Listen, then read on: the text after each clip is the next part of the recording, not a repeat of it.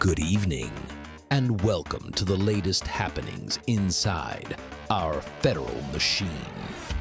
It's Monday, December 8th, 2025. This is Faithon with a new week and another episode of The Swamp. Today, the Supreme Court heard arguments regarding Trump's FTC firing. A win could give the president broader power to fire agency officials. And Attorney General Pamela Bondi, she gives an update on the sudden dismissal of US Attorney Alina Habba from New Jersey, who was abruptly dismissed by a federal judge. And President Trump held a roundtable today where he invited farmers from across the country to participate, and he announced a $12 billion infusion of money into the agriculture industry, which will be coming from tariff revenue. And today, Secretary of Transportation Sean Duffy gave a few updates on air travel, air traffic control, and the airports. Also today, Secretary of State Marco Rubio participated in the Australia and United States Ministerial Consultation Conference. And another secretary gave a press conference today, this one being Secretary of Homeland Security Kristi Noem, who delivered her remarks in Tampa, Florida, where she spoke about the ongoing violence against agents across the country. And the mayor of Minneapolis clearly stated on national television today that he will not allow the Minneapolis Police Department to cooperate with immigration and customs enforcement agents. And also, Texas Democrat Jasmine Crockett announced she will be running for U.S. Senate for the state of Texas. And there's a lot more that happened today, so we're going to get straight into it. And if you enjoyed the video, please give the video a quick like if you have a second, and subscribe to the channel if you enjoy the daily updates on the Swamp, which I do Monday through Friday. And if you leave a comment on this episode, I just might read it tomorrow. And every article that you'll see in this video, it will be linked in the description below. And we're going to start right here with, from yours truly, judge orders testimony in Trump deportation contempt probe. So the inquiry stems from President Trump's use of the 1798 Alien Enemies Act on March 15th of 2025 to deport suspected Venezuelan Tren de Aragua members to El Salvador. Despite Brownsburg's emergency restraining order that evening, officials transferred custody to Salvadorian authorities, leading the judge to find probable cause of willful defiance. In his December 8th order, Brownsburg scheduled in-person testimony next week from former DOJ lawyer Erez Ruvini on December 15th and Deputy Assistant Attorney General Drew Ensign on December the 16th, while holding off on prosecuting Homeland Security Secretary Kristi Noem. The Supreme Court later shifted related challenges to Texas, but left the contempt matter unresolved. And I've got a little bit more to add to that. So this comes from Eric Schmidt. Rogue Judge Brownsburg is holding sham contempt proceedings for a case the Supreme Court said he had no jurisdiction over. This is outrageous, and he must be immediately suspended pending his impeachment inquiry. He is making mockery of our judiciary. And this is from Kyle Cheney. Just in, Judge Brownsburg says it'd be premature to refer Kristi Noem for a contempt prosecution, but orders testimony next week from DOJ whistleblower Erez Ruvini and Deputy Assistant AG Drew Ensign. So the image that he shares is of the court order. Court accordingly orders that plaintiffs shall attempt to secure the presence of Erez Ruvini for testimony on December 15th. At 9:30 a.m., the government shall produce Drew Ensign for testimony on December 16th at 2 p.m., and both sides shall appear in person at such hearings and will have the opportunity to question witnesses. So James E. Brownsburg, Chief Judge, dated December the 8th, today. And we've got this link, which takes us to storage.courtlistener.com. So this is the official order. So if you want to check that out, that'll be in the description. And we'll just head straight to the next thing. I believe it's not going to be related to this, but it's also pretty big news. All right, so today the Supreme Court heard arguments regarding Trump's FTC firing.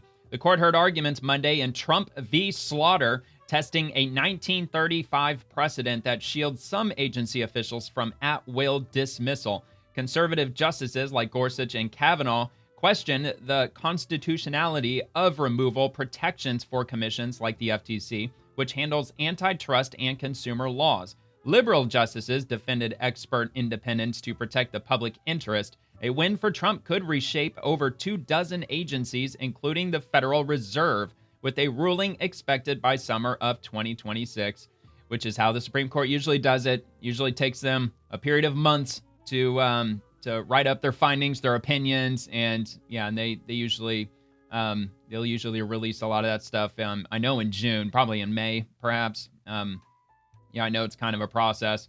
So anyway, this comes from Mike Lee, Senator Mike Lee from Utah, I believe. And he says, I attended arguments at the Supreme Court today in Trump v. Slaughter. SCOTUS has the chance to overturn Humphrey's executor, which would restore presidential authority over the executive branch, freeing us from bureaucratic tyranny. This can't happen a moment too soon. And he's got a video to accompany that. I just finished watching arguments at the Supreme Court in a case involving the constitutionality of president's authority to fire executive branch bureaucrats.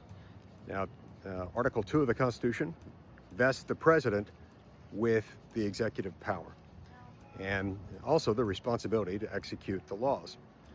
When the president sees that the laws aren't being implemented consistent with what he deems appropriate, he should be able to fire them. And that's what the Constitution contemplates. There's a Supreme Court ruling from about 100 years ago called Humphrey's executor. And Humphrey's executor says that the president can't fire those employees, especially if they're part of certain multi-member lawmaking and law enforcement commissions that are sort of a hybrid. The Supreme Court appears dissatisfied with that, and it looks like there are 5, probably 6 justices who are ready to strike down Humphrey's executor. Well. A good day for America and for the Constitution if they did that. Look forward to seeing how the court decides this in a few months. That is going to be interesting. That's insane that the president can't fire executive branch officials or bureaucrats. I mean, as he's the executor in chief, it's his branch of government that he's overseeing. That's ridiculous. So Senator Eric Schmidt, which Mike Lee was responding to, he tagged in this post, and it says, is the headless fourth branch of government constitutional? I say no. Today, SCOTUS hears arguments in Trump v. Slaughter. The court will decide the fate of Humphrey's executor, a 90-year-old unconstitutional precedent that created that fourth branch. My amicus brief, and it's a thread. So, all right, so let me just see what this says real quick. So, number 25-332 in the Supreme Court of the United States, Donald J. Trump president, Rebecca Kelly Slaughter et al., respondent, on writ of certiorari before judgment, I'm not good with Latin, to the United States Court of Appeals for the District of Columbia Circuit. Brief of amicus curiae, U.S. Senator Eric Schmidt, chairman of the Senate Judiciary Subcommittee on the Constitution in support of petitioners. So that's all that reads. And he has at least another couple of follow-up posts. In March, President Trump fired 2 unaccountable Democrat federal trade commissioners. One of those commissioners, Rebecca Slaughter, sued, arguing the president did not have the power to fire her without cause. And he had replied to Eric Schmidt here. President Trump just fired the 2 unaccountable Democrat commissioners of the Federal Trade Commission. This bold action challenges the core thesis of the administrative state that technocrats should be politically insulated and challenges the incredibly errant 1935 Supreme Court case Humphrey's executor, which helped create the deep state.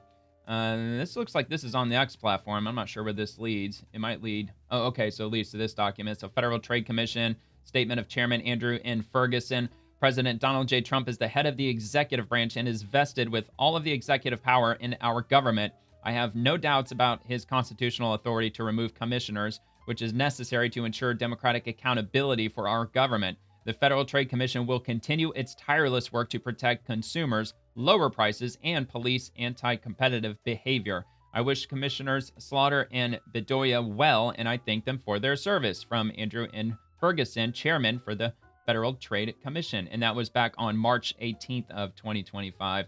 And he has, let me see, it looks like he followed up, Eric Schmidt followed up. Oh, okay, so it looks like it goes on to say, and again, this is March 18th, throwing it back to your high school civics class. Our nation was founded upon the idea that we, the people, get to pick our federal government. Locally, we elect members of Congress, states elect senators, and nationally, we elect the president. All of the other people who work in our government are selected directly or indirectly by these elected officials. Article 2 vests the power to execute the laws in its one officer, the president.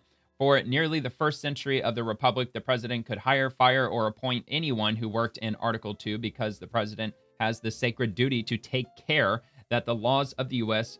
be faithfully executed. As the 19th century progressive era took over, ivory tower elites like the Woodrow Wilson and James Landis stripped the people of their power, destroyed our separation of powers, and concentrated power in the hands of the technocratic so-called experts, insulated from the will of the people by creating independent agencies. Why, you ask? They said our Constitution was inadequate to address modern problems, so they tried to rip it up. And he tagged in Vivek Ramaswamy. It looks like he gave a post that's obviously going to be related to it. We have a once-in-a-century opportunity for America to redeclare its independence by shutting down the administrative state that Woodrow Wilson created, in which the likes of FDR, LBJ, and countless Republicans too have expanded ever since. The recent Supreme Court rulings have teed it up as well as it's ever been in history. Okay, so let's head back to the next post here. Again, it looks like all these are going to be March 18th. So who were these agencies independent of? The president and the electoral process. These agencies had removal protections hindering the ability of the president to remove those officials not aligned with his execution of the laws. After a landslide election in 1933, President Roosevelt fired FTC Commissioner William Humphrey for hindering him from discharging his duties as president and acting pursuant to his electoral mandate. Sound familiar? In one of its worst reasoned and anti-constitutional cases, the Supreme Court held that the president had to comply with the removal protections, limiting his ability to remove an appointee to an independent agency. Humphreys died before the Supreme Court gave its ruling, but the executor of his will sought the back pay. Humphrey's executor is bad law. It undermines the president's centralized authority he is granted under Article 2 and creates very unaccountable federal agencies. That is the key to this entire fight against the administrative state, the accountability of the federal government to the electoral will of the people. In recent years, the Supreme Court has weakened the power of the flawed Humphreys case in its Sila Law v. CFPB and Collins v. Yellen's cases, giving power back to the people's elected representatives and eliminating unaccountability in some agencies. The modern FTC has also expanded in size and scope, possibly making Humphrey's executor no longer good law. Today, President Trump brought us back to where this whole thing started, the Federal Trade Commission, by removing 2 FTC commissioners who stand opposed to his agenda, his electoral mandate, and will be unaccountable to our constitutionally empowered officials.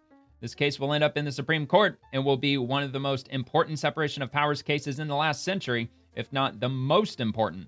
As chairman of the Senate Judiciary Committee's subcommittee on the Constitution, I will be looking into this further. I look forward to fighting alongside President Trump to dismantle the unaccountable administrative state, and I urge the Supreme Court to take quick, decisive action.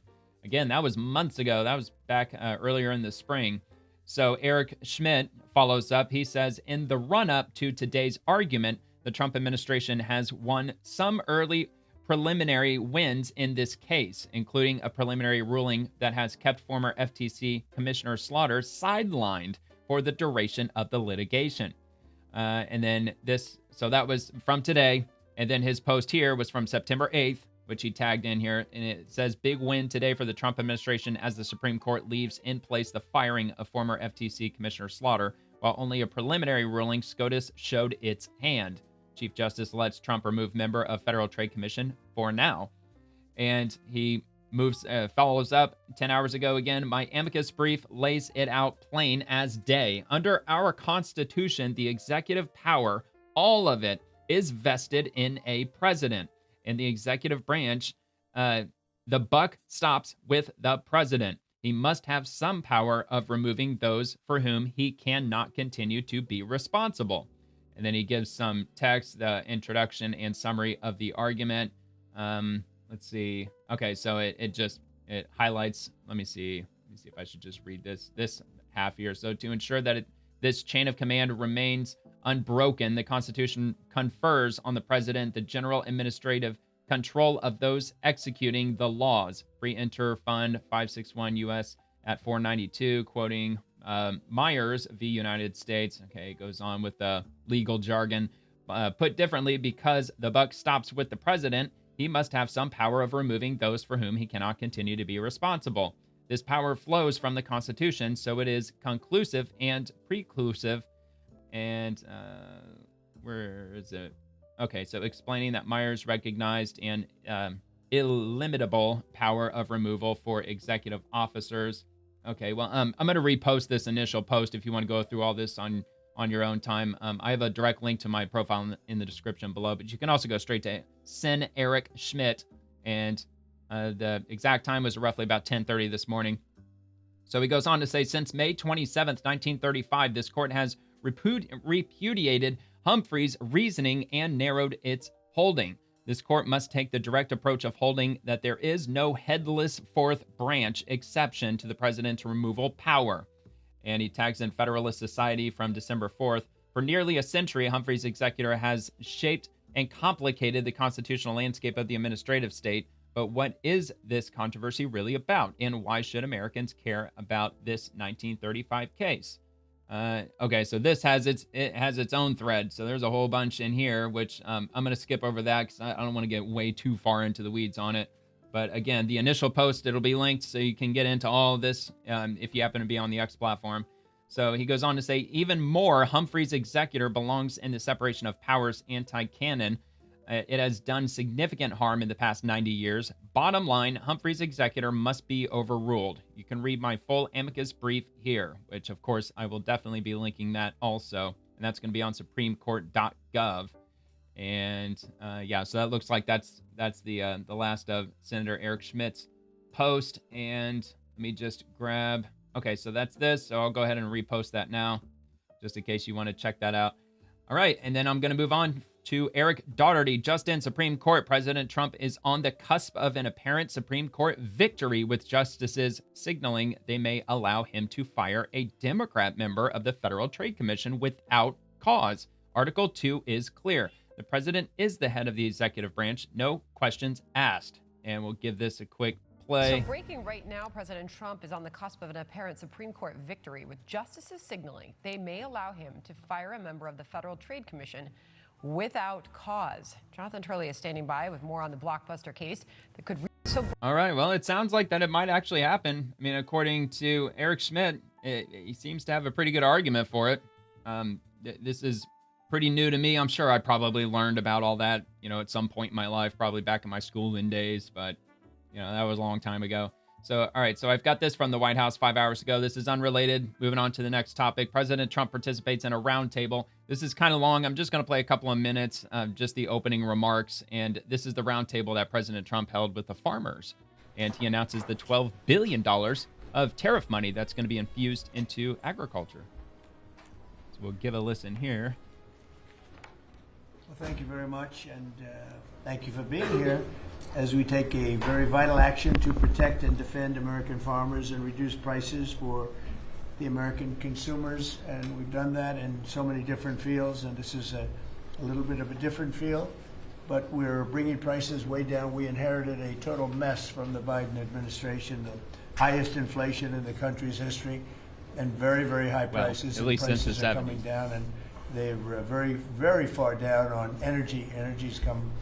In fact, we hit a very important number, sacred number. We had 3 states in the last 2 days, reported by our energy group, a group of very strong energy people, who said we hit $1.99 a gallon in 3 different states. And that's an amazing accomplishment because.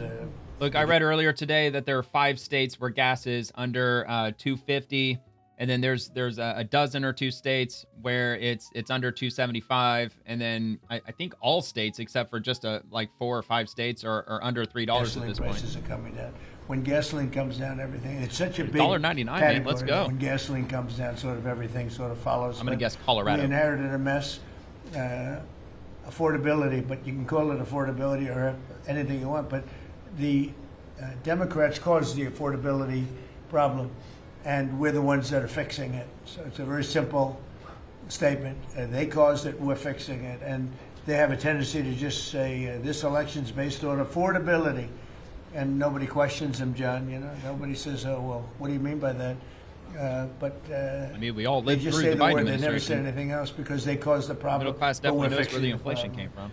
And we're pleased to be joined today by many of the wonderful members of the farming community, as well as the Secretary of Agriculture, Brooke Rollins. Brooke, thank you. Thank you, sir. Treasury Secretary Scott Bessent. Thank you very much, Scott. Senator John Bozeman. Thank you, John. Good job. John Hoven. Thank you, John. And Deb Fisher. Thank you very much. As well as Representative Austin Scott, who's been with us right from the beginning. Thank you, Austin. Good job. I'm delighted to announce this afternoon that the United States will be taking a small portion of the hundreds of billions of dollars we receive in tariffs. We are making a lot of money from countries that took advantage of us for years. They took advantage of us like nobody's ever seen. Our deficits are way down because of tariffs. I guess because of the election, because without the election you wouldn't have tariffs. You'd be sitting here losing your shirt.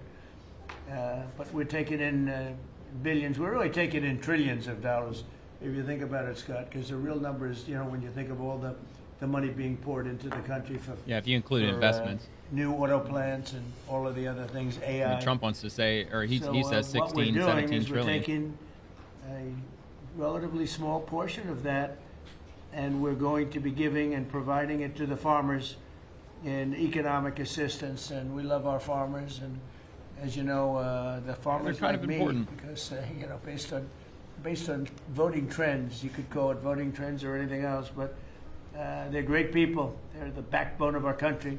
So we're going to use that money to provide $12 billion in economic assistance to American farmers. $12 billion is a lot of money, Merrill. What do you think? Peanuts for you, though, right? Peanuts? A lot, man. She's a farmer of rice. I mean, how many farmers are there in the country? There's got to be more than 12,000 farms, right? I mean, there's probably like 100,000 farms, maybe a lot more than that. I mean, if there was just 12,000 farms, that'd be $1 million per farm. This relief... Still, I'm sure each farm's going to get a substantial amount. This relief will provide much-needed certainty to farmers as they get this year's harvest to market and look ahead to next year's crops. And it'll help them continue their efforts to lower food prices for American families. And again, we inherited something that we inherited the worst inflation in the history of our country. And where's the beef? We're taking care of it. Farmers are an indispensable national asset, part of the backbone of America.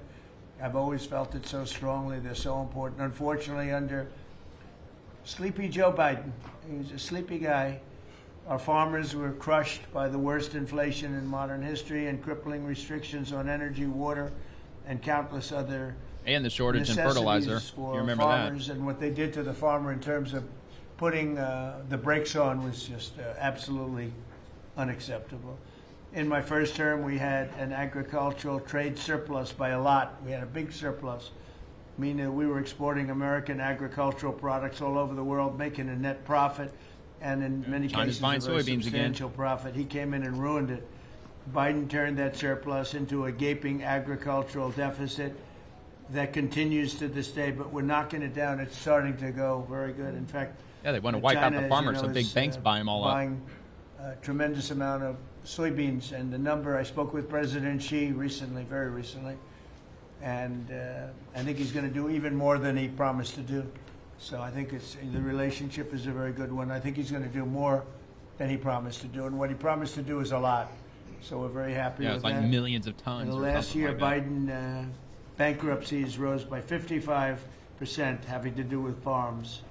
So farm bankruptcies under Joe Biden went up 55%. That's not good. Good grief, man. But now we're once again in a position where a president is able to put farmers first. But unfortunately, I'm the only president that does that. On day one, I terminated the Green New Scam. Energy prices are down. Gasoline prices are down. We've slashed record numbers of crippling regulations. And we're working on huge trade deals already, securing $60 billion in agricultural purchase commitments. And, you know, Biden made none. He didn't make any trade deals having to do with the farmers or any of it. It's crazy. China committed. He was the worst president in the history of our country, by the way, in case anybody has any questions. Quite a while, at least. China committed to over $40 billion of soybean purchases, and that's a commitment. And I asked President Xi if he could even up it, and I think he'll do that. I mean, not a commitment. The $40 billion is a commitment, but the soybean farmers are quite happy. Since my successful meeting in South Korea with President Xi, purchases have been made and soybeans are being exported out of the United States to China as we speak. And I say that our soybeans, I told this to President Xi, our soybeans are more nutritious than competitors. Somebody said, is that a Trump statement or is that real? In fact, you know who asked me that Probably question? real. President Xi asked me that question. Made in the U.S., He grown said, in the really? USA. I had never heard of it. And it was a food Fertile purchaser farmland of for a long America. time. Come on. But that's what I hear. And Japan agreed to $8 billion in purchases of corn, soybeans, ethanol, fertilizer, aviation, biofuel, and rice. Nice. You know, Japan never bought rice from anybody else. It's like a very I didn't even important know that thing we to grew them. rice in the U.S. And they until agreed to probably buy about a year ago. Rice, okay? Absolutely. So I also proudly signed into law the largest tax cuts in history, and the one big, beautiful bill, the monumental tax relief bill that is benefiting very, very strongly, benefiting the American farmer. And I think also for farmers, we have, as you know, and we got this, the estate tax, or the death tax, as they call it, on farmers, on small businesses. All right, I'll give it another minute, then we'll move on. A lot of farms would you love your about children. 9 minutes. And your children are great, and they want to be farmers, and you leave the farmer your children, and a lot of farms are, sort of cash poor, land-rich cash poor, and the kids would go to the local bank or to any bank, and they'd borrow money to pay the estate tax, and they'd end up losing the farm. They go bankrupt, and a lot of death too. Literally, because they love their farm and they love their business and they love that way of life, they end up committing suicide. A lot of suicides. We have no more estate tax. How about that? Do you have children? I do. Well, let them know. Now, if you love your children, then it's good. If you don't love your children, you don't have to leave them anything. It doesn't matter what I just said. They're still young. I still love them. I have a feeling you love your children. I still love them. I have a feeling you love your children. Of course. But the estate tax is a very big thing. So you don't have estate tax. You die, you leave your farm or whatever. Or small business to your children, you don't have to pay estate tax. It seems to affect the farmer more than anybody else. I mean, that was a lot, wasn't it? Like 30% or something. Valuable, Like probably more than you have to pay a big tax, but it's not a big value in terms of cash. Okay, all right. I'll just cut it there. Just like the last post, I'll repost that as well. But you can check that out at the White House. This video was uploaded at 2:31 p.m. today, and I'm sure he takes a lot of questions from reporters, from the press, as President Trump always does. So this comes from Attorney General Pamela Bondi from 6 hours ago. This was about 1:49 p.m. today, actually precisely 1:49. So she posted this statement saying, following the flawed Third Circuit decision disqualifying Alina Habba from performing her duties in the U.S. Attorney's Office for the District of New Jersey, I am saddened to accept Alina's resignation. The court's ruling has made it untenable for her to effectively run her office, with politicized judges pausing trials designed to bring violent criminals to justice. These judges should not be able to countermand the president's choice of attorneys entrusted with carrying out the executive branch core responsibility of prosecuting crime. The situation is particularly unfortunate given Alina's strong record of achievement in office. Under her leadership, Newark saw a 20% reduction in crime, and Camden experienced its first summer in 50 years without a homicide.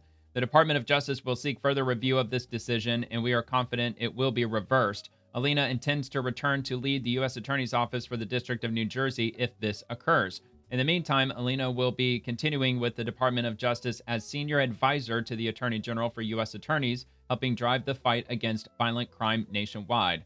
And again, that's from Attorney General Pamela Bondi, dated today. And we'll head to conservative war machine. We're going to get into Secretary Sean Duffy with the Department of Transportation. And this is a quote. I'll start by reading the quote. And I've actually got a couple of these, so we'll just start with this one. There's cancellations and delays in our airspace. And so just to review, I've talked to you all about this quite a bit. but we have hired more air traffic controllers. We're up 20% year over year right now, hiring more controllers. A lot of times I'll hear complaints, and I take them to heart. Ooh-wee, that was loud. Cancellations Apologies. and delays in our airspace. And so just to review, I've talked to you all about this quite a bit, but we have hired more air traffic controllers. We're up 20% year over year right now, hiring more controllers. I've also asked air traffic controllers who are about to retire to actually stay on the job. We'll pay you a 20% upfront bonus if you don't retire. Again, bringing more air traffic controllers to make sure that we have less delays and less cancellations. A lot of times I'll hear complaints. There we go. That was it. All right. So we'll move straight on to the next one. Secretary Sean Duffy. It's another quote, so we'll just get right into it. You've all heard about our old, antiquated air traffic control system. It hasn't been updated for decades. We have already transitioned a third of the fiber or the copper to fiber. A third of it's already been done.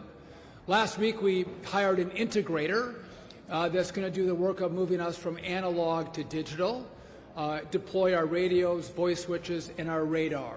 All of this in this phase of the project is going to be done by the end of 2028, which is President Trump's end of his term. I have another phase I have to do where I need another $20 billion from Congress. Hopefully that's going to come in short order. All right, well, good news. I'm noticing that farmer's fridge, God only knows how much that's going to cost, like freaking $20 for a chicken salad sandwich. Okay, so I got this one from Secretary Sean Duffy. Here is what we are announcing today at US DOT to make traveling better for you. $1 billion is now available for airports to become more family-friendly, from exercise areas and play areas to healthy food options and reading stations. We're making travel family-friendly again. And he says he's announcing at DOT that they've got $1 billion in funding for grant programs to make the experience better in airports. What can Americans do as they travel to make the experience better? The response has been, well, what are you going to do to make the experience better for us? And that's what we're here to announce today. So I'm announcing at DOT that we have $1 billion in funding for grant programs to make the experience better in airports. And it's pretty wide open on what airports want to ask for a grant. But it might be, I want to expand the play areas for kids. I want additional nursing pods for nursing mothers. Maybe I want a workout area where people might get some blood flow and doing some pull-ups or some step-ups in the airport. But it could be any range of things. All right. Well, I'm not so sure if I totally agree with using taxpayer money for that. However, they did put up this pull-up bar here. I don't have the video, but there is a video out there that I came across today of Secretary Duffy doing pull-ups on that pull-up bar. And there was a rumor that they were going to keep it in the airport, and they're talking about exercise equipment, as he stated. So I guess if you're laid over in the airport and you're waiting for hours, maybe in the coming months, there might be some exercise equipment to use. All right. Anyway, from Senate Republicans, radical leftist Jasmine Crockett is running for Senate, but even she knows there's only one Republican that can beat whatever Democrat emerges from their messy primary, who is John Cornyn. So let's hear what she has to say. Jasmine But you've Crockett. had that conversation. Oh, absolutely. We've had multiple conversations, and we just took a meeting face-to-face here a few days ago. As I was kind of running down what I'm thinking if numbers kind of show what I think they may show. And obviously we are weighing who may be the nominee on the Republican side. I mean, I'm going to be flat out with you and tell you that I don't think that there's a Democrat that can take out Cornyn. Oh, really? There's not a Democrat that can take out Cornyn. Well, she registered herself to run for the Senate of the U.S., so, I mean, that's pretty clear that she's fully intending on running for the Senate. I mean, what the hell, Texas? All right, anyway, low IQ Jasmine Crockett called Texas deplorable when she first joined Congress in 2023. Now she wants to represent it. Talk about clown world. In fact, Ms. Perry, I know your organization, the Heritage Foundation, loves Texas. Ooh, they love Texas. They always sending us some nonsense bills that somehow set this country on the wrong trajectory. They send them to Texas. They send them to Florida. Every deplorable state that we can think about, they usually coming out of y'all's think tank. I mean, it's kind of ridiculous how these freshman politicians, not just Democrats, but even Republicans too, they like immediately find their way onto freaking committees. I mean, that just never made any sense to me. So here from Scott Braddock, just in, Rep. Crockett files for U.S. Senate in Texas. So there you go. And we'll just have to see where that goes. All right, so from DOW Rapid Response, Secretary of War opening remarks at the Australia-U.S. Ministerial Consultations Summit or meeting here, or not hearing, but yeah, basically a meeting. Rubio, thank you. So we'll hear this out. Deputy Prime Minister Marles, we've Just seen each turn other it up. often, and we will Agreed, they're continue quiet. to inform Minister Wong. Thank you for being here. It was mentioned this is the 40th year of OSPA, 1985, and it's not lost on any of us the depth of the friendship our two countries have had and our militaries have had for quite some time. And it was Ronald Reagan who, just like the Trump administration, put a practical application to that partnership 40 years ago by ensuring that our leaders are meeting together regularly to stay on track in rowing in the same direction, because we share the same values, the same neighborhood, both Pacific nations, and our leadership's coming together on a regular basis is a reflection of that. So on the defense side, we're working on force posture, we're working on defense industrial cooperation. First on force posture initiatives, we're upgrading infrastructure on air bases in Queensland and the Northern Territory. That allows for additional U.S. bomber rotations.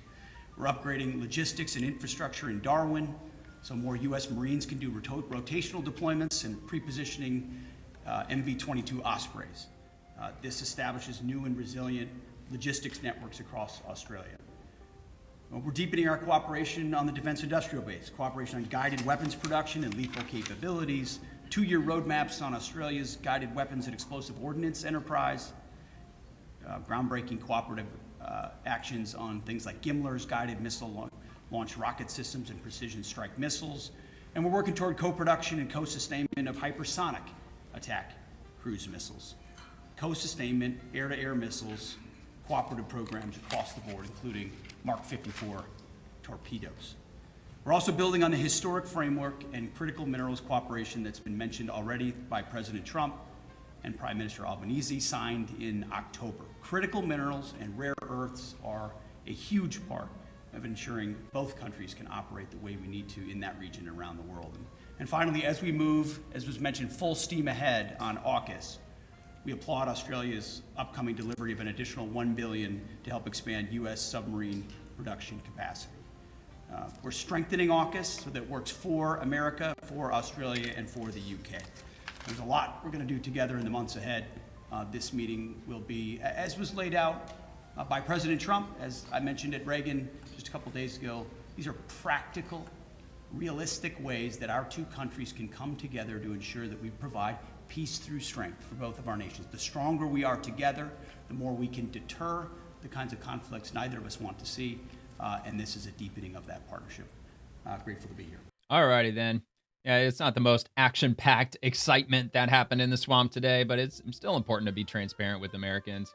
So this one from Department of State, Secretary Rubio delivers remarks with the Secretary of War, Australian Deputy Prime Minister and Defense Minister Richard Marles, and Australian Foreign Minister Penny Wong at the Department of State. This is it in its entirety. I'll see if I can grab Secretary Rubio. It sounds like he's going to start this video, so I'll at least play out a couple of minutes of Secretary Rubio talking, because it's like 12, 13 minutes, something like that.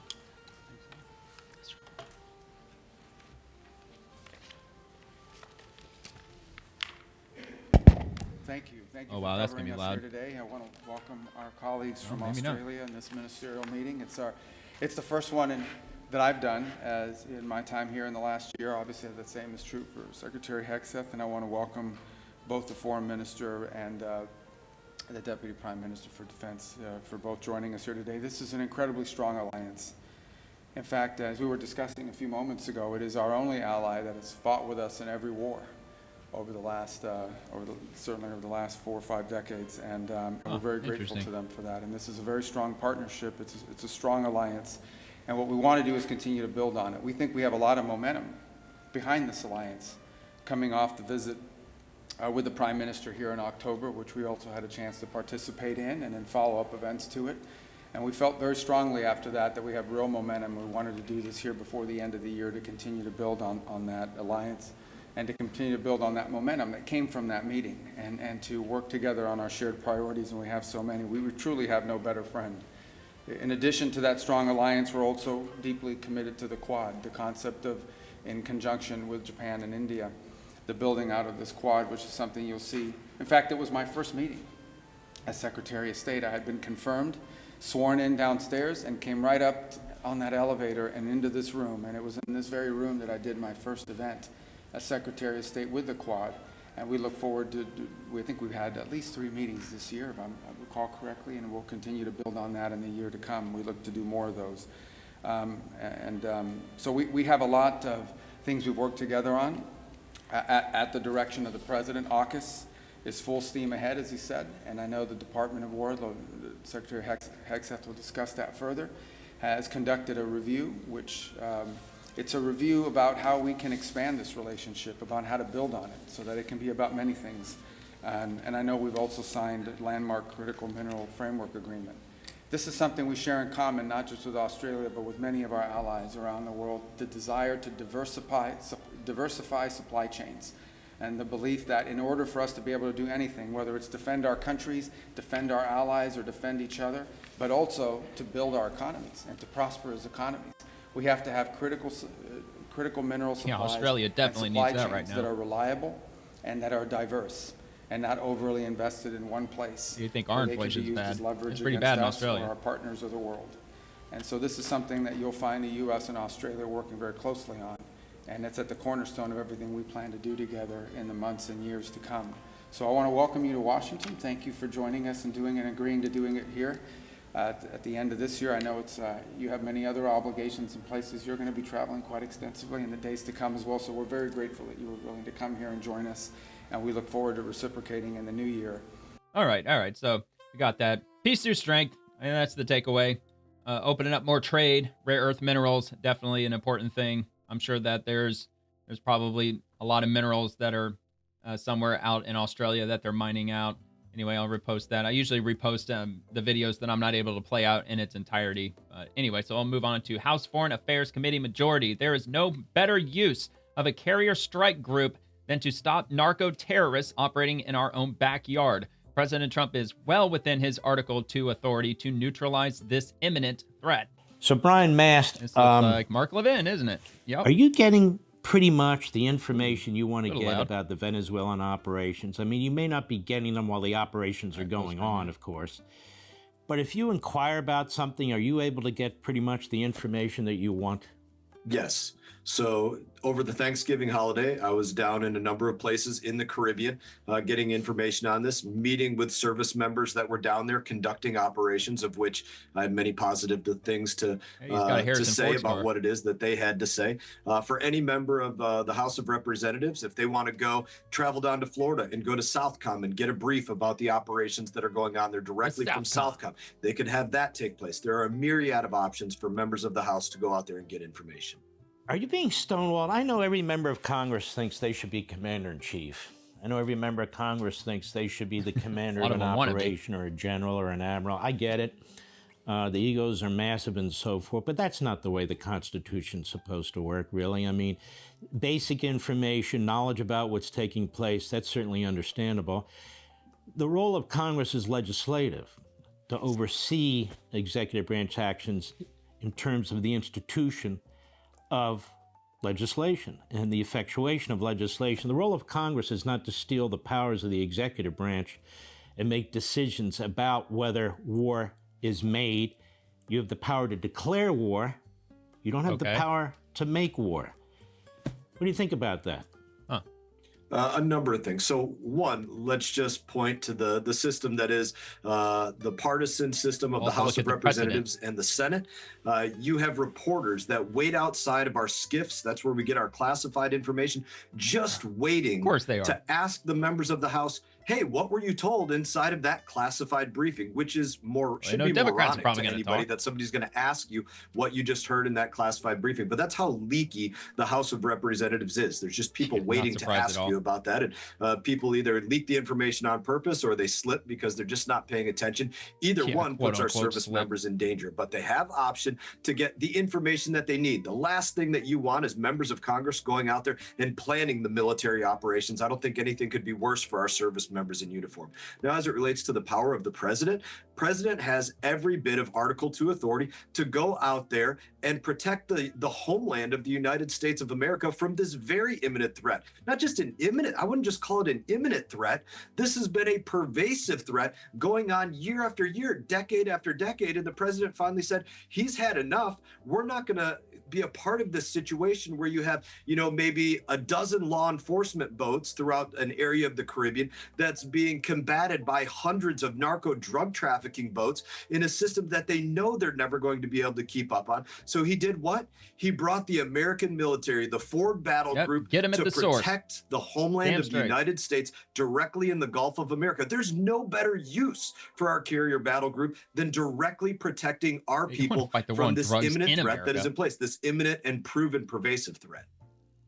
Very well said. I as just a pedestrian American citizen here who loves my country looking at this, the idea that the Democrats and a few of these Republicans, that the media are so desirous of trying to cripple these operations, of trying to distract the Secretary of War, of trying to demean the Commander-in-Chief. Don't our enemies see this? Doesn't this undermine the operation to some extent?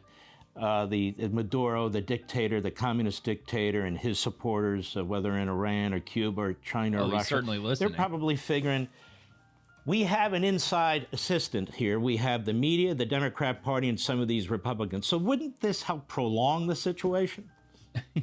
Probably would. The work of protecting America is not easy. It's always dangerous. It's often deadly. It's a situation where there are very few that want to do it and even less that are capable of doing it. And you layer that upon exactly what you were just pointing out. You have a media that wants us to broadcast everything that we're going to do before we do it. That couldn't be more stupid. It's definitely a great way to put our service members in danger. You have members of the House and the Senate that want to go out there and decide that they're going to be the generals and decide how the operations are going to take place. That couldn't be worse for our service members. And then you have this handful of individuals that were making those videos. And what were they trying to do with their video? They were trying to create revolt within the United States Armed Forces in this place where, again, the work is dangerous and deadly. They wanted revolt in there. You don't have to follow unlawful orders. When we come. Okay, so that was it. It looked like they went on a bit from there, but that was about 5 minutes in length. So this comes from Homeland Security 6 hours ago. Dangerous rhetoric has deadly consequences. Resisting arrest puts the safety of illegal aliens, law enforcement, and the public at risk. These activists will not slow us down or stop us. DHS law enforcement will continue to remove criminal illegal aliens from our country. We've seen this movie before. We saw just months ago AOC put out a webinar on how to evade and resist arrest advice. We saw this with Dan Goldman out of New York and a lot of other sanctuary politicians.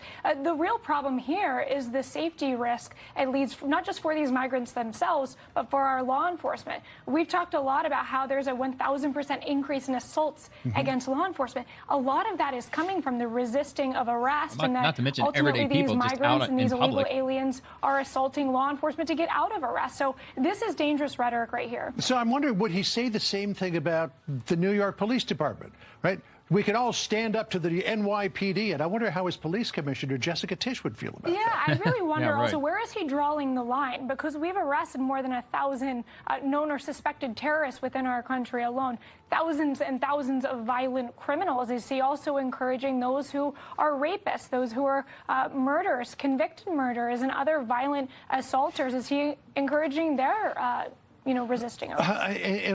Yeah, I mean, begs the question. I mean, yeah, I thought that Mamdani was anti-police, defund the police. I thought that's what he was all about. Of course, like while he was running, of course, he had to backtrack everything. No, I'm not defund the police. I think there's a very important place for the NYPD.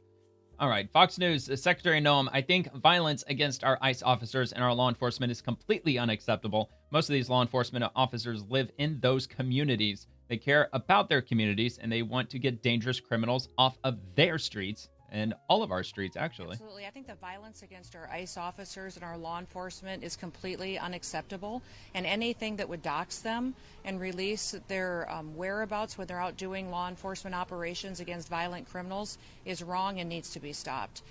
Those apps endanger their lives, and remember that Most of these law enforcement officers live in those communities. They're out there on the streets and neighborhoods where they live, where their children go to school. They care about their communities and they want to get dangerous criminals off of their streets. So we're doing targeted arrests across the country to make sure that those who would violate Americans and citizens that live in these communities will be removed, they'll be brought to justice, and then they'll be deported. Of course, she's up there on the stage with TSA agents. As I adjust my volume down a bit, that was really quiet for some reason. Okay, so watch Secretary Noem TSA press conference live in Tampa, Florida. Probably going to be another one. I'm just going to get ahead of myself and just repost it now just in case I forget. This was 10 hours ago, so it was later this morning at 10:50 a.m. So same thing, might just give a minute or two opening remarks, trying to see where it goes. These are patriotic men and women who wake up every single day to enforce the rule of law that's on the books in Congress. If these ladies who want to sit behind on their podcasts and criticize our brave men and women who are removing these vicious criminals, don't give a shit about Crystal Ball. All right, so where is it? Where is it? All right, it is way into this video. To them. Okay, here we go. Oh, did I already have it? Good morning, ladies and gentlemen. Oh, great. Now it's gonna spin. I should have probably just kept it there. A phenomenal job year okay, here round, we go. day after I'll just day. leave it here. TSA is under the umbrella of the Department of Homeland Security. And giving out more checks. Ago, we had more a Democrat bonuses. shutdown in Washington, D.C. that resulted in all of these individuals behind me and many, many more across the country Not my computer. not receiving their paychecks. I assure you, it's the video. The Democrat shutdown was devastating to them financially, to their families, to taking care of those that they love and putting food on the table and roof over their head each and every day. It negatively impacted the lives of millions of Americans, including the hardworking employees at the Transportation Security Administration. So today, we get the opportunity to do something different. Now that the government is open and operating, these individuals behind us, they continue to serve regardless of their situation and to keep people safe even when they weren't getting paid and the government was shut down. Despite those shameful partisan games, our TSA employees showed up every single day and went above and beyond to serve the American people. Now, we've made some exciting announcements at TSA recently. You've seen me in the last few weeks announce a $1 billion investment into new technology that will be deployed across the country at our security checkpoints. Man, this feed's atrocious. Not just security systems for individuals that use our airlines, but also will make their jobs easier and more efficient. And they'll be able to focus on their customers, those that travel, but also know that the technology that they're using is streamlining the process to help them get people through those checkpoints even faster. We also have announced that we are implementing Real ID, and they've been doing phenomenal work making sure that people who travel have the right information, that they have the correct ID, and so far we have 94% compliance with Real ID across our airport systems. You see if she mentions Real this ID system. was passed in law over 20 years ago. 20 years. No administration had implemented and put it in place, and it's incredibly important that we know that people are traveling on our airlines should be there, that they pass security checkpoints, that we know who they are, and that they're using an ID that is verifiable and that it is compliant with the law. So that implementation has been put in place. We're grateful to see people across the country and around the world using Real IDs, but we're also making sure that it's facilitated and that people understand that we will be following the law. And now these individuals behind me, I want to talk. Okay, so they are also implementing a system. If you go to the airport and you just so happen to not have your ID, they do have a system that they're putting in place right now. It already might be online, where they're going to charge you $40. So better make sure you bring your ID, because it's going to cost $40 for them to run your info through whatever system they're going to run it through to get verification that you are who you say you are. So just be prepared to pay an extra $40 if you don't happen to have your ID. So there is a way to get through without being in possession of a real ID. Just know it's going to cost you. A little bit about them, because they're all being recognized for exemplary service during difficult times, but also on every single day when they show up for their jobs. I'm so proud of them, and I'm proud of everyone in leadership. They're getting $10,000 bonuses, I think. And to do them well. 10 or 20. I think it's 10. Because of that hard work, I'm here to present each of them that are behind me, and many, many more will also receive the $10,000 bonus checks for doing their jobs and doing it as an example to their fellow employees. And Okay, all right. So I'll cut that there. They're getting the $10,000 bonuses, in case you're not aware, because they continued working, as she said, during the shutdown. They missed a couple of rounds of paychecks. A lot of agents had called in. They had used up PTO, or they called in sick. Same with the air traffic controllers. There were a number of them that did not show up to work, whether if they just didn't want to work because they weren't getting paid, or they just had to find money somewhere. I mean, I'm sure a lot of these agents are literally about as paycheck to paycheck as you can get. So I know that there were a couple of air traffic controllers that were interviewed saying that they had to drive Uber and DoorDash during their off time to try to make up on the losses from not getting their paychecks. But those who did work the entirety of their shifts and they didn't call in a single day, they got $10,000 bonuses, which I think is a really it's a smart idea, because another government shutdown is looming at the end of January. If Republicans don't get anything healthcare related on the table, Democrats have already signaled that they're going to be shutting down the government yet again at the end of January if there's nothing on the table with regard to healthcare. I'm assuming that if it's not just as the Democrats say, a clean extension of the Affordable Care Act, they're probably just going to shut down the government like they did before. And if that's the case, then I think that game of chicken's probably going to last a lot longer than it did this last time. That's just my own opinion. But yeah, I guess we'll see. We'll see what happens at the end of January. But anyway, so if they're giving out $10,000 bonuses to air traffic controllers and TSA agents and anybody else in the federal government that's needed and not getting paid, then this gives them a pretty big incentive to keep working and not getting paid, because they might get yet another $10,000 bonus. I don't know. All right, so Abigail Jackson from the White House. She is the White House Deputy Press Secretary. As I told MS Now when they reached out, this is all fake news. So what is fake news? So MS Now reports, they say President Trump is considering removing Kristi Noem as Homeland Security Secretary. 4 sources told MS Now. Jake Traylor joins Anna Cabrera to share more details on why Noem is on, quote-unquote, very thin ice. So is this a video? No, it's just an article. So I'll just link the article. I'm not going to dig into the weeds, because we've got the Deputy White House Press Secretary saying that this is all fake news. So, I mean, if it's indeed fake news, there's no point in me reading through all of it. All right, so, but again, it will be linked in the description if you want to check it out for yourself. So Secretary Noem is doing a great job implementing the president's agenda and making America safe again. They said the same thing a couple of weeks ago with FBI Director Kash Patel. And according to Director Patel, he was in the Oval Office when he got that notification that the mainstream news was running a story about Trump putting him on thin ice and considering firing him. And Trump said to Kash Patel, well, how about we get our picture taken right now? Let's stand over here. Let's stand in front of, what was the Declaration of Independence? I think that's what he's got in the Oval Office. So they stood there and they got a picture in front of it. And then they shared it on social media. And then Trump put out something like, I have no intention whatsoever. Like, Kash Patel is doing a phenomenal job. But that's what the mainstream news wants. They want to create the turmoil, because there is no turmoil in the Trump administration. I mean, in his first administration, there was a bit of turmoil. I mean, he was, firing people here and there. I don't think I would call it full on chaos. It definitely wasn't that, but it's definitely a lot more stable this time around. So anyway, so this is from New York Post. Trump administration has rescued 62,000 migrant kids from sex trafficking, child labor.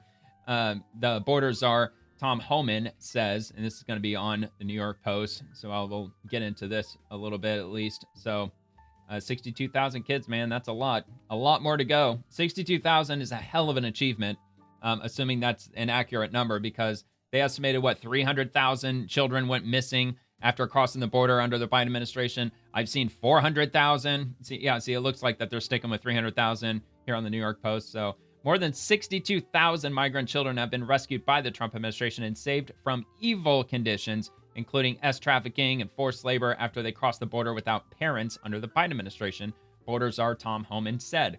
Quote, over 500,000 children were smuggled into this country under Joe Biden, Homan said on Fox on Sunday. Quote, they lost track of 300,000. President Trump committed on day one that we will do everything we can to find every one of these children. And that's Tom Homan, of course. So we know many of them are in trafficking. Many are in forced labor. Many are being abused, Homan added. I can't discuss some of the mistreatment we found out about. President Trump again proved why he's the greatest president in my lifetime. Over 62,000 children rescued. Homan said that the Biden administration had ignored the migrant kids and wasn't looking for them. The 62,000 children had been rescued between the start of the Trump administration and last Friday. And Republicans and whistleblowers have alleged that 300 and 500,000 migrant children were missing or lost under the Biden administration. Yeah, you see what I mean? Like, I get conflicting numbers. Like, either way, it taken the lowest number. I mean, 300,000. I don't believe that I've seen a number below 300,000, but just it's almost impossible to wrap your mind even around that. 300,000 children under the age of 18 are just missing. They're unaccounted for. And they're not in the custody of their parents because they were just handed off to some sponsor, and God knows where they are. I mean, I would argue that they're not in any sort of federal custody. They're not in any in any agency or in any facility that's being watched over by the government, or else they wouldn't be missing. All right. So anyway, migrant children were missing or lost. Okay. So critics say that statistic comes from a Department of Homeland Security report last year, which concluded that Immigration and Customs Enforcement released some 291,000 migrant children without notices to appear in court between fiscal year 2019 and May of 2024, and has no way to track them after they arrived in the country as unaccompanied minors.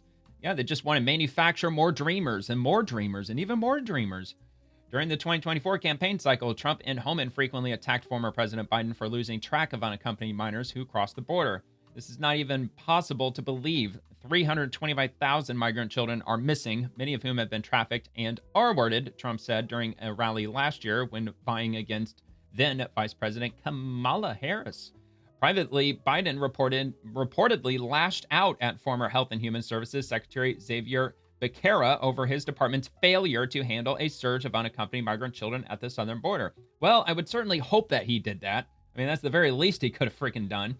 Homan took note of the backlash Trump had weathered for his aggressive crackdown on the border and underscored the humanitarian benefits of those hard-nosed policies. They're complicit, Homan said of Democrats. 4 years this has happened. Sex trafficking, historic highs. Children crossing the border, historic highs. Migrant deaths crossing the border, historic highs.